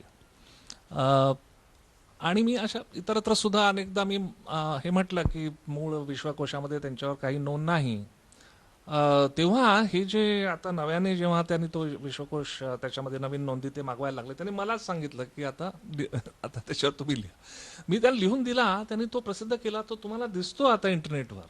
पण मला सांगायला खेद होतो की त्यात मला न विचारता त्यांनी काही काही बदल केलेले आहे आणि त्याच्यामुळे आता तो मी त्यांना सांगणार आहे की ते तुम्ही कृपा करून ते जे बदल केलेले आहेत मला न विचारता ते काढा त्याच्यातले, किंवा वाटल्यास आपण त्याच्यावर काहीतरी चर्चा करू आणि त्याचं एक जे काही आहे जे सुधारित आवृत्तीसारखी आपल्या दोघांनाही मान्य होईल अशा प्रकारची ती आवृत्ती त्याच्यामध्ये येऊ द्यात. पण ते आहे आता उपलब्ध ऑनलाईन. पण मला आणि एक सांगायचं आहे की हा शोध मला उशिरा लागला खरं, की मराठवाडा विद्यापीठामध्ये जुन्या काळात कोणीतरी अतिशय कष्टाने ऐताग्नीवरती पूर्ण PhD थिसिस नेटका लिहिलेला आहे. अरे वा. आणि हा इंग्रजीमध्ये आहे. होय. हा, पण ते तो प्रसिद्ध झालेला नाहीये, किंवा प्रसिद्ध झाला नाही की त्याची दखल फार क्वचितच पण घेतली तरी जाते. त्याची प्रत जर असेल तर हो. मिळवता येईल, कारण हो, हो, हो. इंग्रजीत त्यांच्यामध्ये प्रबंध लिहिलेलं असणं हो. आणि तुम्ही सांगितल्याप्रमाणे तो फार चांगल्या पद्धतीने लिहिला असेल तर ते आणि महत्वाचं आहे. अगदी अभ्यास करून ज्याला आपण म्हणतो समीक्षा चिकित्सक अशा प्रकारचा तो नेटका अभ्यास आहे. त्यामुळे ते मला अगदी 2 वर्षापूर्वी मला लक्षात आलं आणि तेव्हा मला ते बरं वाटलं की त्यांच्यावर कोणीतरी हे काम केलंय. लेदरलेनचा उल्लेख मगाशीच केला. आणखीन एक नाव आहे, एक नावाजलेले विचारवंत समीक्षक श्री के क्षीरसागर. श्री के क्षीरसागर हे पुण्यामध्येच आपल्या इथे जे होते त्यांनी राजवाडेविषयी लिहिले, ते त्यांना ओळखत असत. किंबहुना मी म्हणेन की त्यांच्या हयातीत जर कोणी बुद्धिमान व्यक्ती अशा असतील की ज्या त्यांच्याकडे आकर्षित झाल्या आणि त्यांचं जवळजवळ शिष्यत्व पत्करलं असं त्यांचं जाणं येणं असे आणि ते जे लिहिलं त्यांनी तो त्यांना दाखवलेलं होतं. तर तसे ते श्रीके, कारण श्रीकेंचं स्वतःचं एक स्थान आहे मराठी समीक्षेमध्ये. आणि दुसरं मला एक जाणवतं की श्रीकेंनी लैंगिकतेच्या संदर्भातही लेखन केलंय बघा. कुठेतरी ते असणार, ते राजवाडींच्याकडून त्यांनी ती स्फूर्ती घेतलेली असेल. कारण आपल्या लक्षात येत नाही की नासदीय सूक्त भाषामध्ये की जगदारंभाविषयीचं जे प्रसिद्ध ते आहे सूक्त, पण त्याच्यावर एवढं कसं लिहिलं राजवाणी, 3-4 खंड वगैरे. तर त्याच्यामध्ये अनेक विषयांना त्यांनी हात घातलेला आहे आणि त्याच्यात सेक्सॉलॉजी, आणि ह्यामध्ये मला वाटतं ते पायनियर आहेत आपल्याकडे, आणि त्याची जवळजवळ दखल घेतलेली नाही. सगळं त्यातल्या त्यात लोकांना कोण माहीत असतात तर कर्वे, रधो, समाज स्वास्थ्य, समाज स्वास्थ्यकार रधो कर्वे. आणि मला आणि एक जरा खंत वाटली की 2 वर्षापूर्वी एक नाटक आहे मराठीमध्ये, हो. त्याचा प्रयोग मी पाहिला, जे कर्वेवरती आहे आणि ते प्रसिद्ध नाटककार आहेत. त्याच्यामध्ये डॉक्टर आंबेडकरही येतात आणि अहिताग्नी, म्हणजे मला वाटतं कदाचित मराठी नाटकाच्या इतिहासात, रंगभूमीच्या इतिहासात वगैरे अहिताग्नी एक पात्र म्हणून तिथे येणं हे कदाचित पहिल्यांदाच झालं असेल. तो प्रयोग मी पाहिला आणि मग लक्षात आलं की अहिताग्नींची जी प्रतिमा तिथे उभी केलेली आहे ती अन्यायकारक आहे. म्हणजे अतिशय काहीतरी अशा प्रतिक्रामी बुरसटलेले असे विद्वान. हा, असा एक माणूस, आणि कोणाला ते पाहून ते ज्या पद्धतीने पात्र उभं केलं हे कल्पना येणार नाही की ह्या माणसाचा सेक्सॉलॉजी सारख्या विषयावर एवढा प्रचंड अभ्यास होता. त्यांनी त्या काळामध्ये एवढं त्याच्यावर विस्ताराने लेखन केलेलं आहे. पाश्चात्य संशोधकांनी त्याबद्दल काय म्हटलेलं आहे ते सगळं लक्षात घेऊन वगैरे त्यांनी मांडणी केलेली आहे. आणि ह्या संदर्भात मला आणखीन एकच आता म्हणायला पाहिजे, म्हणणं गरजेचं आहे की आणि मला जे भावतं ते हे की त्यांच्या ते प्रवृत्तीपर असे होते विचारून. जर कोणाला अशी आपल्याकडे अशी ठोकळेबाज लोक विचार करतात की आता हे काय समजा अहिताग्नी, ते अग्निपूजा करणारे, कर्मकांड करणारे आणि अशा प्रकारचे जुन्या वृत्तीचे, म्हणजे ते कसं असणार की त्यांचं ऐहिक जीवनाविषयी काही त्यांना फारसं त्याचं देणं घेणं नव्हतं, किंवा असलं तरी तात्विक पातळीवर ते त्याला काही महत्त्व देत नसतील. उलट आहे. आणि म्हणूनही मला वाटतं हे त्यांचं निर्द्वंद्वाचं जे तत्वज्ञान आहे ते, त्यांचे पूर्वमीमांसेवर असलेली ती भिस्त, त्यांचं निश्चयसारख्या ज्याला लाईफ अफर्मिंग फिलॉसॉफी म्हणतात, ॲज अपोज टू से शॉपेनहॉर, त्याच्या निश्चयावरची निष्ठा, ह्या सगळ्यामध्ये ते कुठेतरी एक सूत्र आहे. आणि ते तुम्हाला दिसेल हे शेवटचा जो त्यांचा ग्रंथ आहे पुरुषार्थ पुरुषार्थाविषयी त्यांनी लिहिलेलं आहे. तर त्याच्यामध्ये सुद्धा बघा तुम्ही धर्मकेंद्री अशी ती मीमांसा आहे, अशी ती संपूर्ण भूमिका आहे. आणि आपल्याला जाणकारांना माहिती आहे की मुळामध्ये 3 पुरुषार्थ होते, बरोबर. नंतर हा मोक्ष हा नंतर आलेला आहे.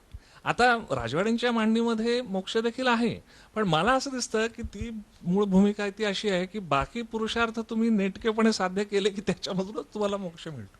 किंबहुना पहिल्या 3 पुरुषार्थांना त्रिवर्ग असं म्हणतात किंवा त्रिगण असं म्हणतात, आणि त्याची जर व्यवस्थित उपासना केली तर मोक्ष आहे. मला असं वाटतं की तमिळ जो तिरुक्कुरल ग्रंथ आहे, तो तिरुक्कुरल ग्रंथ हा सुद्धा त्रिवर्गासंबंधी आहे, आणि त्रिवर्ग हा प्रवृत्तीपर आहे.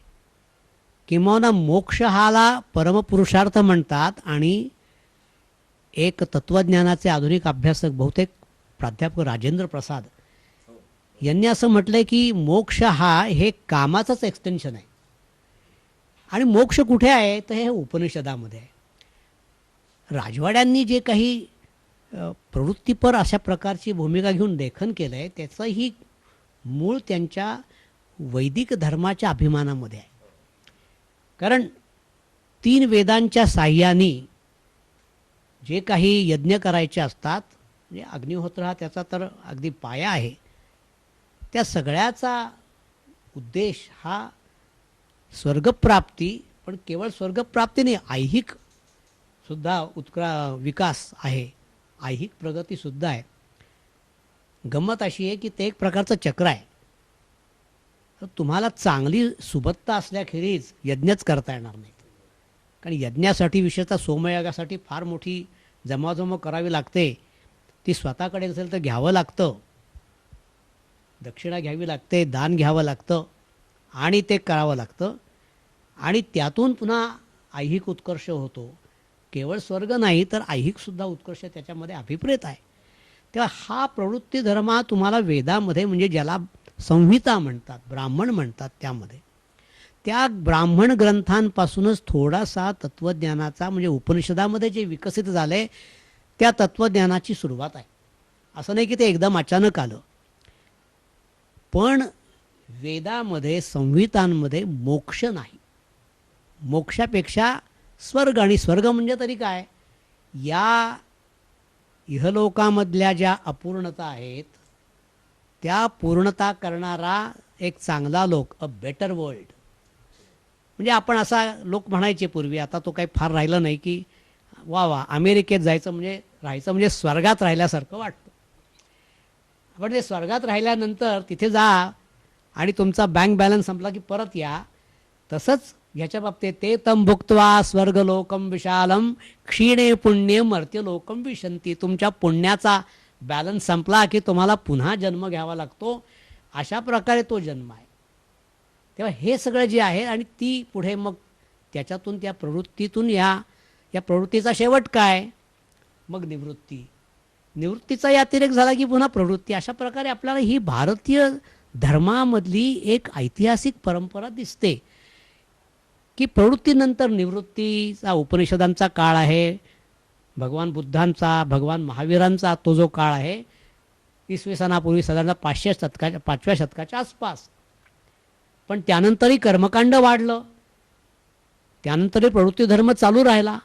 तेव्हा प्रवृत्ती धर्म आणि निवृत्ती धर्म, दुसऱ्या शब्दात वैदिक परंपरा आणि श्रमण परंपरा, या दोन्ही परंपरा ह्या अशा खूप जुन्या आहेत. कुठली अगोदर कुठलीच्या नंतर हा वाद खरा निरर्थक आहे. कधी त्याला ऐतिहासिकता काही असू शकेल, पण महत्त्वाचं म्हणजे ते आहे. तर राजवाड्यांना ते वस्तुतः मोक्ष वगैरे फारसा त्याच्याशी काही संबंध नव्हता आणि म्हणून त्यांची कल्पना ही निर्द्वंद्व ही कल्पना आहे. त्यांनी या बाबतीमध्ये जे लिहिलं आहे ते मोठं, त्या गीता भाषा संबंधी मी ते सांगत होतो की का लिहिलं त्यांनी. ते ग्रंथोपन्यास, मी सांगितलं त्यांना एक शिस्त होती, जसा त्याची सूची असे पहिल्यांदा अनुक्रमणिका, तसं ग्रंथोपन्यास म्हणजे या ग्रंथामध्ये मला काय म्हणायचं आहे हे ते सुरुवातीला सांगत असत.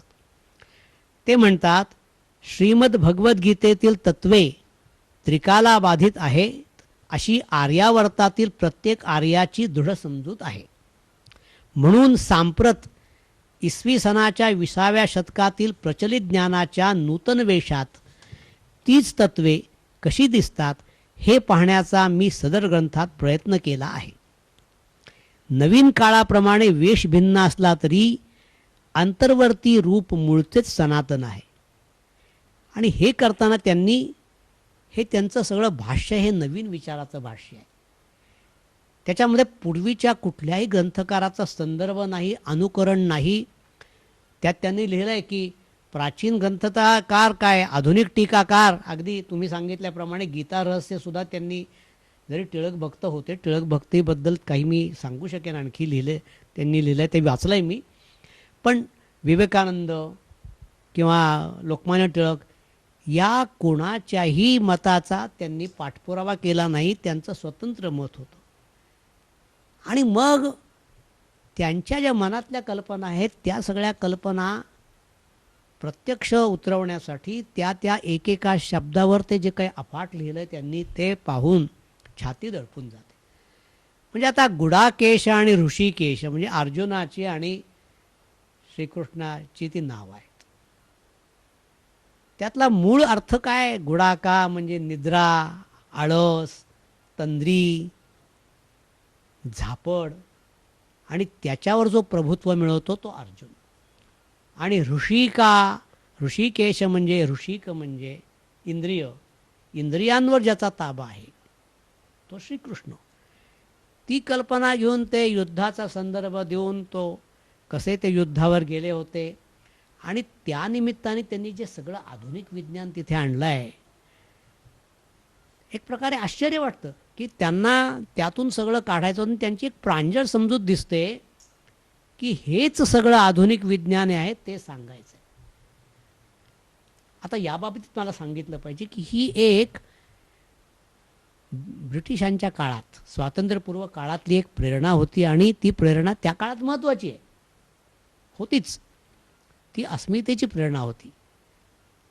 आमचे पूर्वज हे परकीय लोक म्हणतात त्याप्रमाणे मागासलेले, अडाणी, काहीतरी धार्मिक कर्मकांडात गुंतलेले, खुळ्या समजुतींच्या मागे लागलेले असे नव्हते, तर आमची उज्ज्वल परंपरा होती. आणि त्या परंपरेमध्ये सर्व काही प्राचीन गोष्टी आहेत, त्यामध्ये आधुनिक विज्ञानसुद्धा आहे. कारण का की प्राचीन परंपरा आहे वेदोखिलो धर्ममूलम. वेद हे सगळ्या धर्माची मूळ आहे, धर्माचं मूळ आहे. पण दुसरी परंपरा वेदामध्ये सगळं ज्ञान साठवलेलं आहे. आता आपल्याला असं दिसतं की भारतीय परंपरेतल्या जे ज्ञानशाखा आहेत त्या ज्ञानशाखांचा कुठेतरी संबंध मूळ वेदाशी आहे, नाही असं नाही. अगदी भगवान बुद्धांनी सुद्धा बौद्ध धर्मासंबंधी तत्त्वज्ञानासंबंधी जे काही लिहिलं आहे त्यामध्येही बऱ्याच कल्पना, बरेच शब्दावली ही वैदिक परंपरेतून घेतली आहे, पण त्याला त्यांनी वेगळा अर्थ दिलेला आहे. तर ती ज्ञानाचं तिथे मूळ आहे असं सुद्धा आहे, पण त्याचं अतिरेक त्याचा जो अनेक लोकांनी केला आहे ते म्हणजे सगळं आधुनिक ज्ञान कसं वेदामध्ये आहे. तर ह्या परंपरेत ती चांगली बाजू, वाईटही बाजू आहे, अतिरेकसुद्धा आहे, पण ती एक अस्मिता होती. आज त्या अस्मितेची तशी आवश्यकता असं मला वाटत नाही, पण त्या काळामधली ती प्रवृत्ती होती.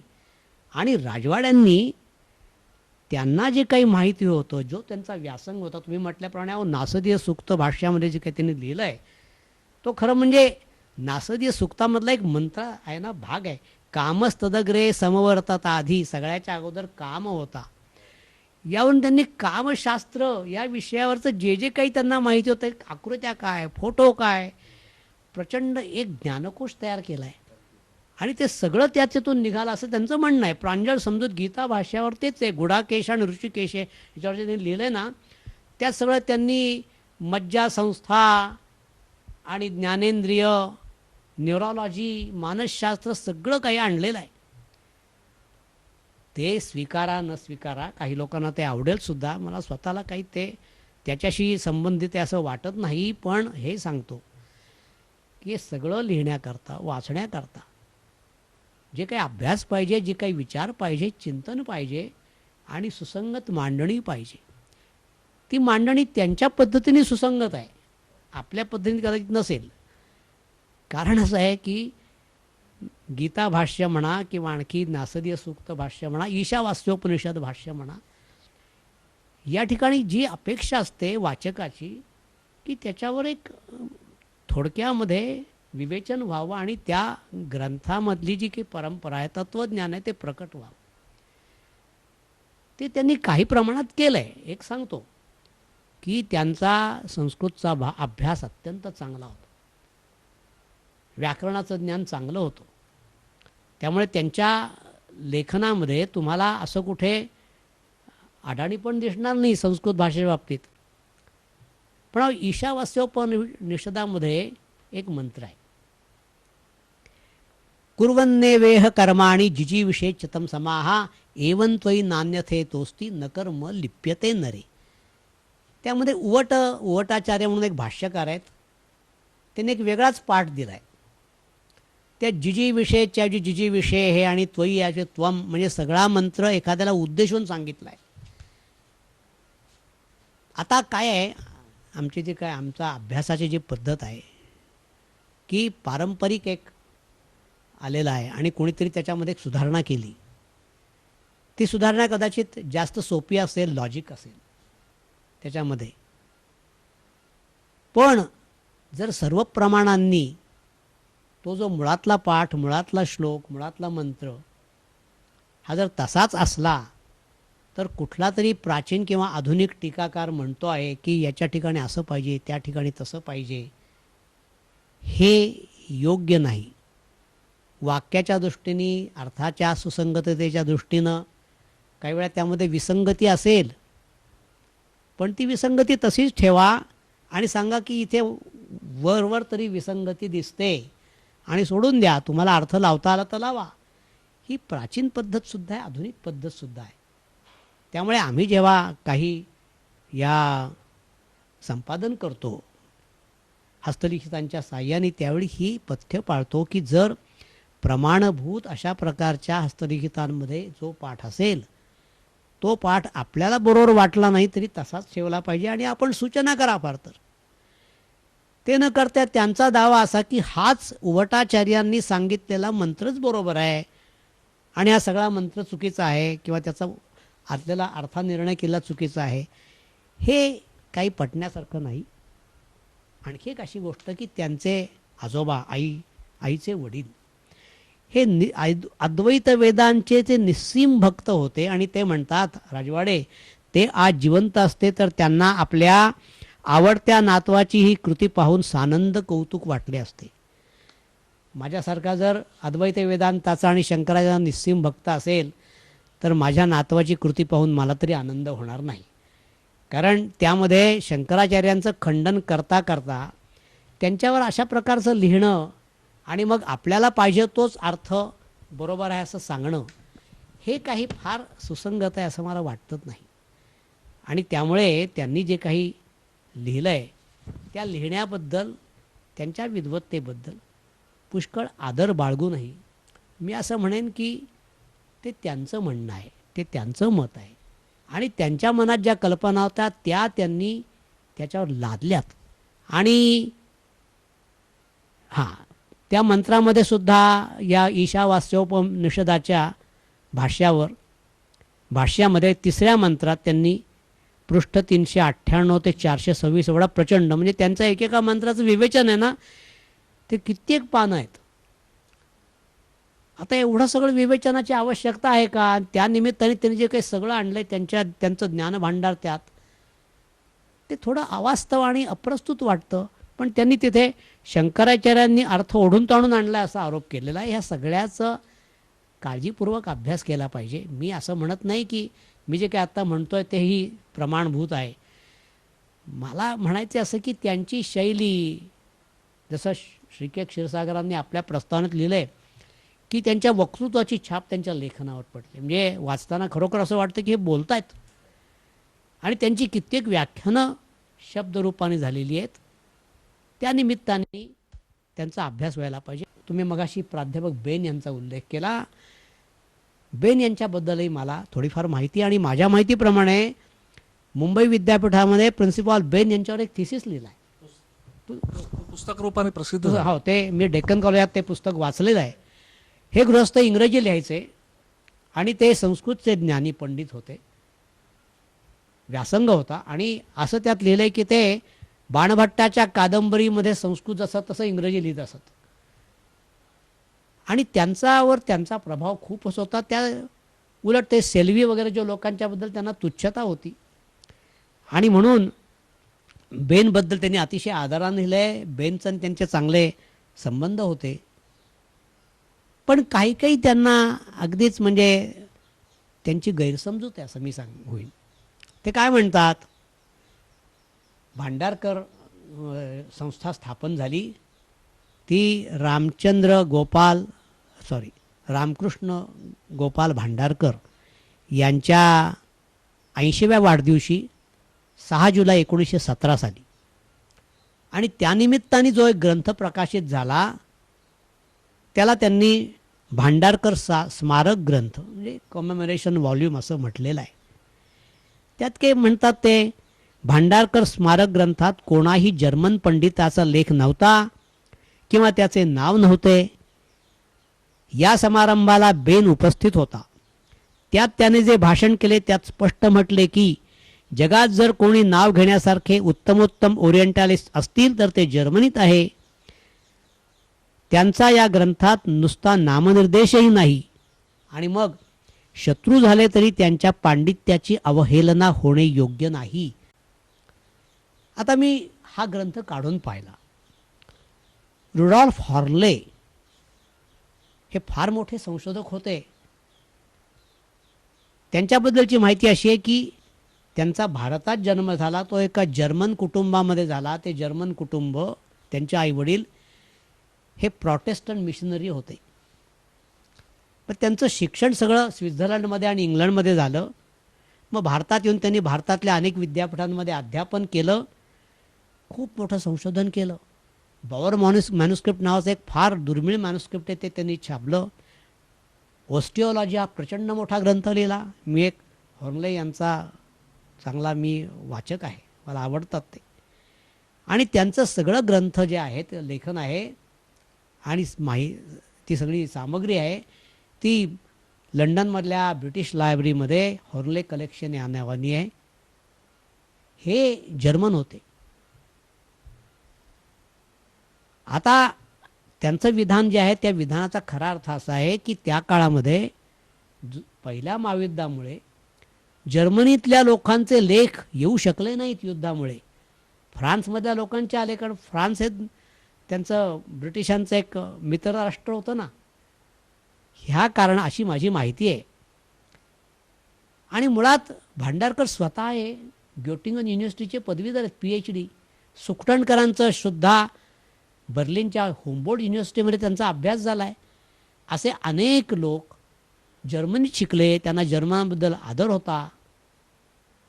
तर त्यामुळे जर्मनांचा उल्लेख नाही, जर्मन कुणी एकही लेख नाही, हे असं म्हणणं हे त्यांनी नीट पाहिलं नाही त्याचा अर्थ होतो, किंवा त्यांची ती कल्पना असावी. अशा पद्धतीने ते लिहिलं आहे. आणि मग त्यांचं जे काही प्रकांड पांडित्य आहे ते सगळं मान्य करूनही काही दुराग्रही त्यांच्या जे काही हे गोष्टी आहेत त्याही सांगितल्या पाहिजेत.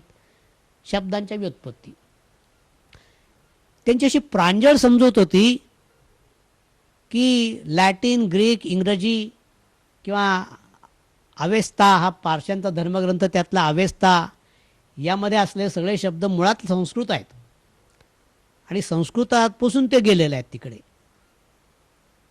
वस्तुतः भाषाशास्त्रज्ञ असं म्हणतात की संस्कृतच्या पूर्वीची भाषा वैदिक, वेदापूर्वीची भाषा अस्तित्वात होती. ज्या मूळ भाषेपासूनच ग्रीक, लॅटिन, ओल्ड जर्मॅनिक, वैदिक संस्कृत, अवेस्ताची भाषा या सगळ्या विकसित झालेल्या आहेत. आणि त्यामुळे तुम्हाला दिसतं काय 2, 3, 3 याचं मूळ काहीतरी त्याला इंडो युरोपियन लँग्वेज असं म्हणतात, भारोपीय भाषा असं म्हणतात. त्या भाषेपासून हे सगळं झालं असा एक भाषाशास्त्रज्ञांचा दावा आहे आणि त्यांनी तो सुसंगत पद्धतीने केला आहे. ते म्हणतात, आणि आधुनिक काळामध्येही काही लोक सध्या असं म्हणतात की संस्कृतच मूळ भाषा होती, त्यापासूनच किंवा वैदिक संस्कृत त्यापासून इतर भाषा निर्माण झाल्या, किंवा असं विधान करतात सर्व भाषांची जननी संस्कृत आहे. अशा पद्धतीची अतिरेकी विधानं करताना त्याला काहीतरी जोड दिली पाहिजे. माझं म्हणणं समजा तसं धरलं तर तुम्ही संस्कृत, वैदिक संस्कृतपासून या भाषा कशा निष्पन्न झाल्या किंवा शब्द कसे आले याची एक सुसंगत मांडणी, उलटी मांडणी करून दाखवावी. ती काही माझ्या माहितीप्रमाणे अजून कोणी केली नाही, थोडेसे प्रयत्न केलेत. मग त्यापोटी होतं काय, काही अनावश्यक आणि चुकीच्या ज्या काही व्युत्पत्त्या सांगितल्या जातात.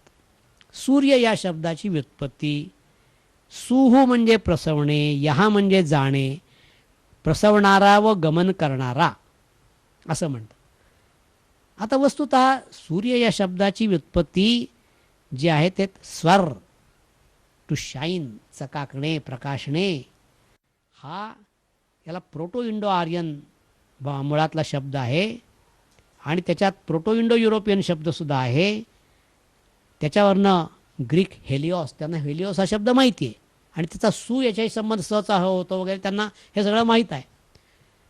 आणि लॅटिन शब्दही आहे, पर्शियनसुद्धा शब्द आहे. हे सगळे सूर्यवाचक शब्द एकाच मूळ शब्दापासून आलेत. ही त्या भाषाशास्त्रज्ञांची व्युत्पत्ती आहे, ती आजपर्यंत तरी सुसंगत लोक मानत आले आहेत. पण मग ते काय म्हणतात की अशा प्रकारे सु आणि यहा ह्या दोन यापासून तो तयार झाला, अशा प्रकारची न पटणारी व्युत्पत्ती. आता ॲनिमल हा शब्दसुद्धा त्यांनी सांगितला आणि ॲनिमल आणि अन धातू म्हणजे प्राण, श्वसन यामध्ये नाही श्वसन नव्हे पण अन आहे, प्राण आहे, अपान आहे, यामध्ये अन धातू आहे, म्हणजे श्वास घेणे त्याचा संबंध आहे.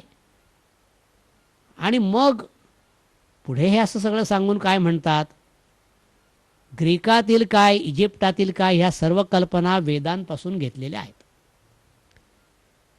आणखी एक बायपेड हा शब्द आहे ना, म्हणजे 2 पायाचे प्राणी आणि द्विपाद. तर ते म्हणतात की हा द्विपाद या संस्कृतपासून तो शब्द आलेला आहे.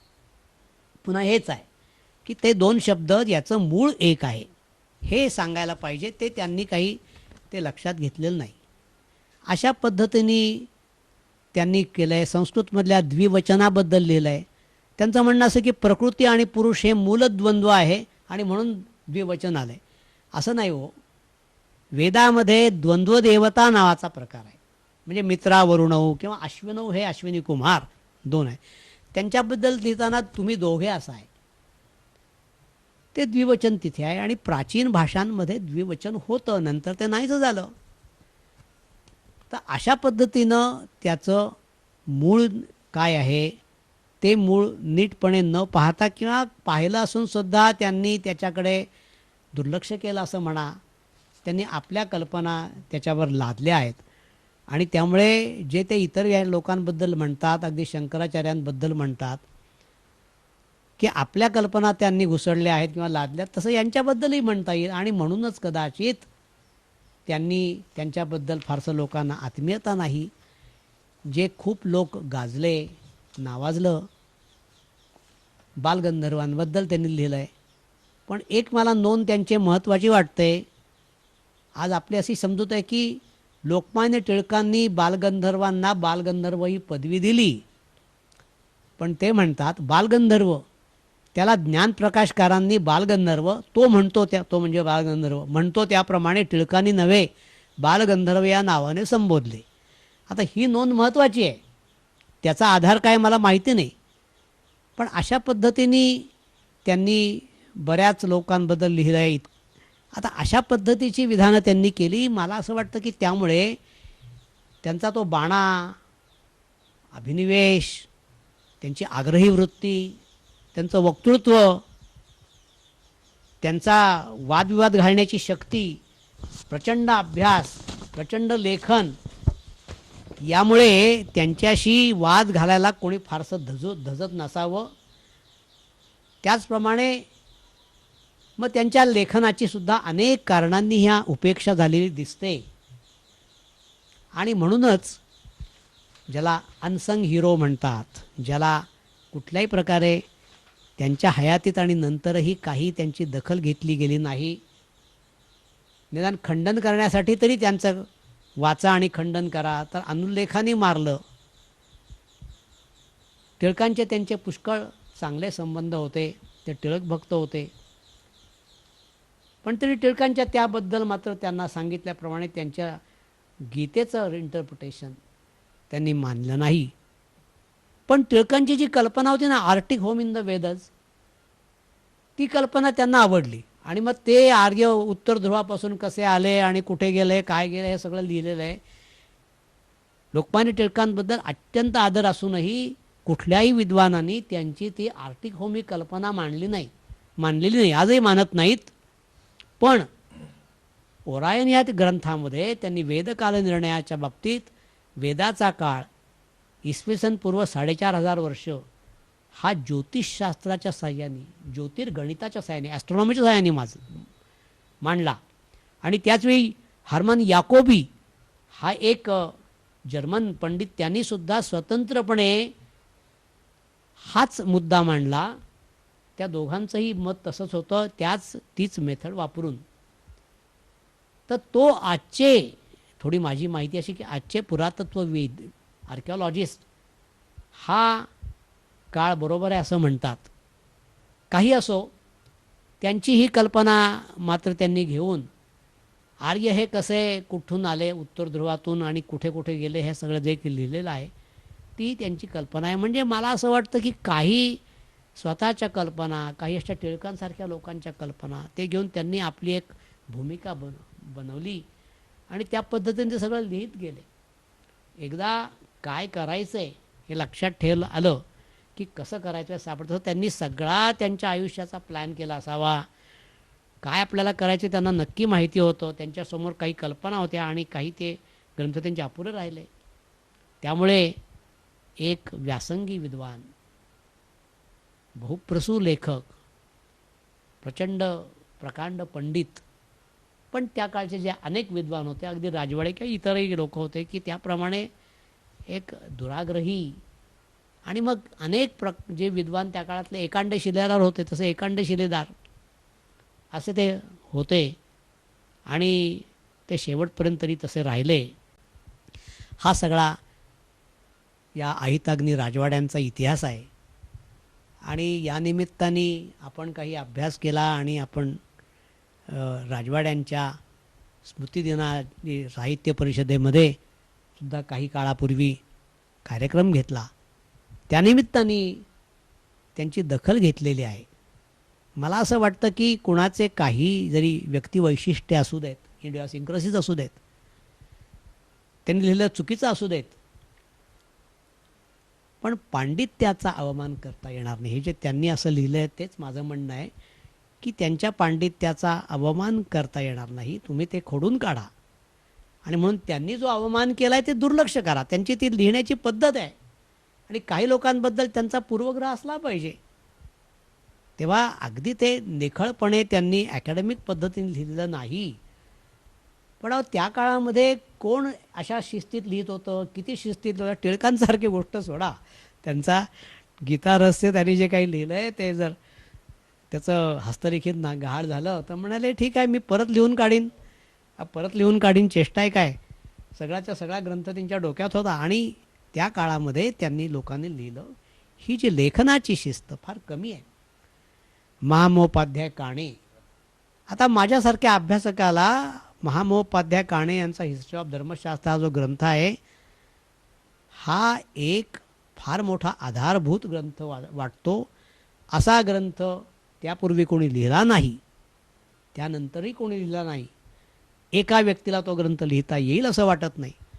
आज मोठी सगळे अनेक विद्वान एकत्र येऊन लिहितात तरी काम होत नाही, आपण दिसतो. अशा पद्धतीने प्रचंड अभ्यास करून लोकांनी लिहिलं आहे. तर त्या ग्रंथांचा त्या मूल्यमापन यथायोग्य केलं पाहिजे आणि त्यामध्ये विद्वानांच्या संबंधी स्वतःच्या पूर्वग्रह चांगले आणि वाईट, काही वेळा आपले चांगलेही असतात आणि आपण त्यांना सगळंच चांगलं म्हणतो, ते जास्तीत जास्त तटस्थ पद्धतीने त्यांचं मूल्यमापन केलं पाहिजे. मला असं वाटतं की मी त्यांचं चांगलं काय आहे तेही सांगितलं आहे, योग्य काय आहे तेही सांगितलं आहे, अयोग्य जे वाटतं तेही सांगितलं आहे.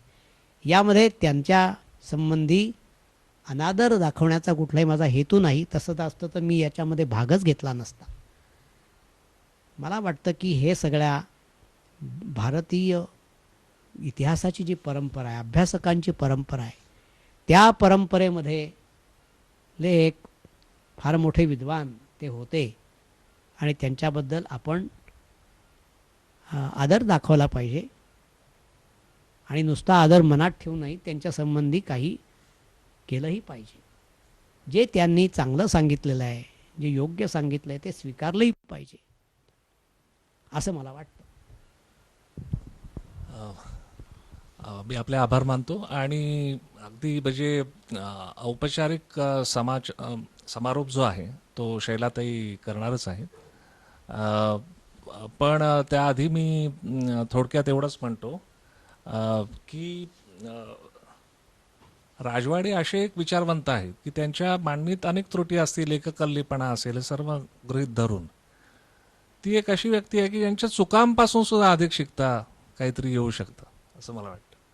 कारण बऱ्याचदा जे पुस्तकी असे पंडित असतात अकादमिक पद्धतीने लिहिणारे, ते असं दुसऱ्या कोणाची तरी 4 जणांची री ओढून ते लिहित असतात आणि त्यांच्यातून त्यांच्या लेखनातून नवीन असं काही गवसतच नाही खरं म्हणजे. त्या दृष्टीने पाहू आता मी असं म्हणेन की 3-4 गोष्टी तरी मी अधोरेखित करू इच्छितो अहिताग्नींच्या संदर्भात.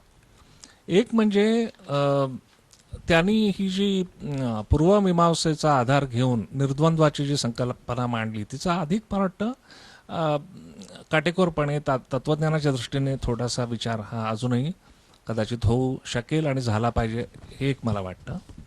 कारण ते सर्व त्यांच्या सर्व लेखनाचं ते एक सूत्र आहे.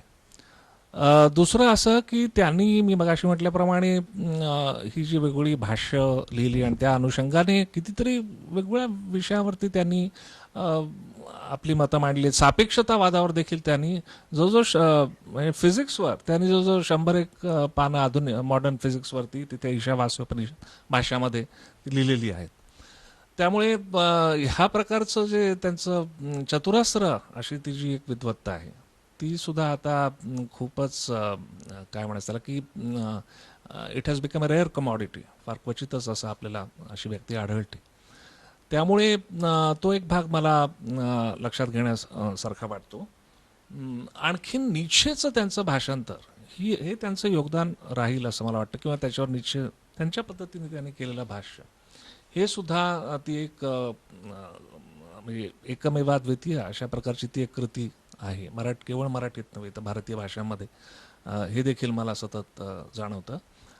तेव्हा आणि ही परिभाषा घडवण्याचा जो त्यांनी प्रयत्न केला तत्त्वज्ञानाविषयी लिहिताना, तर त्या परिभाषेपासून त्याच्यापासूनही काहीतरी अजूनही आपल्याला कदाचित घेता येण्याजोगं आहे. जसं मगाशी मी म्हटलं तसं सर्व मूल्यांचे मूल्यांतरीकरण किंवा सर्व अर्थांचे अर्थांतरीकरण असं ते व्हॅल्युएशन ऑफ व्हॅल्यूज या संदर्भात ते जे काही म्हणतात ते. आणि अगदी शेवटी मी दोन 4 वाक्य फक्त मी जे त्यांच्याबद्दल लिहिलेलं आहे त्याच्यामधून मी हे वाचून दाखवतो की पराकोटीच्या प्रतिगामी विचारांचे प्रणेते अशी राजवाडेंची ख्याती झाल्याने त्यांचे वैचारिक कार्य झाकोळून गेले. वस्तुतः त्यांच्या हिंदू परंपराभिमानाला अन्य धर्मीयांच्या विखारी द्वेषाची काळी किनार नव्हती. आणि इथे मला वाटतं हे मला सांगायला पाहिजे की ईशावास्योपनिषद भाषामध्येच असणार ते की त्यांनी अग्निमंत्र आणि कुराणातली सुरा त्यांचा एक पहिलीच सुरा मला वाटतं त्याची त्यांनी एक तुलना करून दाखवलेली आहे.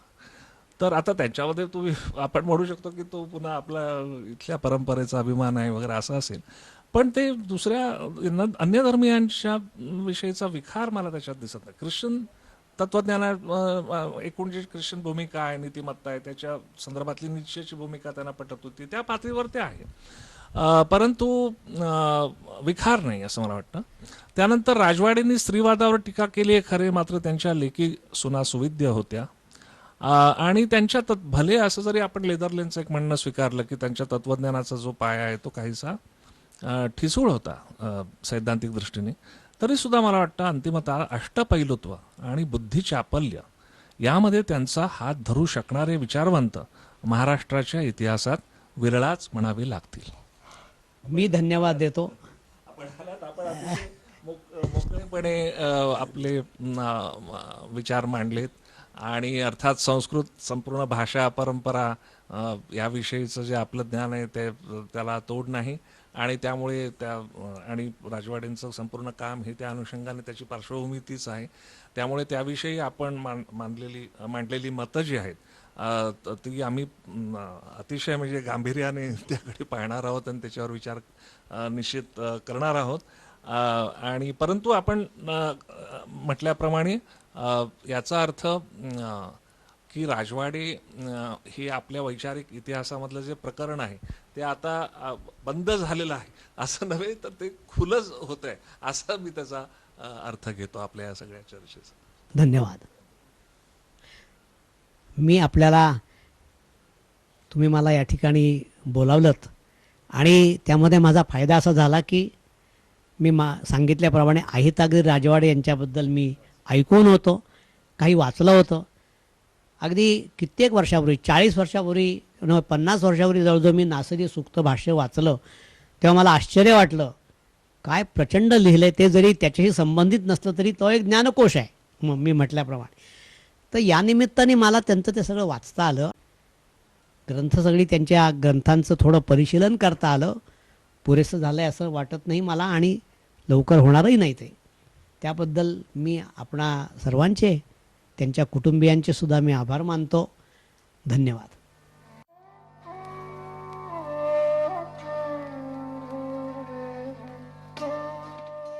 डॉक्टर बहुलकर आणि डॉक्टर कुलकर्णी या दोघांनीही अहिताग्नींच्या लेखनाची, व्यासंगाची, त्यांच्या परखड व्यक्तिमत्वाची विविध वैशिष्ट्ये आपल्याला अगदी सोप्या साध्या भाषेमध्ये सांगितली, उलगडून दाखवली. पण अहिताग्नींच्या संदर्भातले अनेक तपशील काळाच्या ओघात गहाळ झाले आहेत. तरीही बऱ्याच काळानंतर माझ्या माहितीप्रमाणे अहिताग्नींच्या लेखनाची आणि एकूणच त्यांच्या वैचारिक भूमिकेची चिकित्सा झाली आहे असं मात्र वाटतं. त्या दोन्ही बाजू मांडल्या गेल्या हे महत्त्वाचं आहे. त्याबद्दल या दोघांचेही महाराष्ट्र साहित्य परिषदेच्या वतीनं आणि राजवाडे परिवाराच्या वतीनं मनःपूर्वक आभार मानते. धन्यवाद.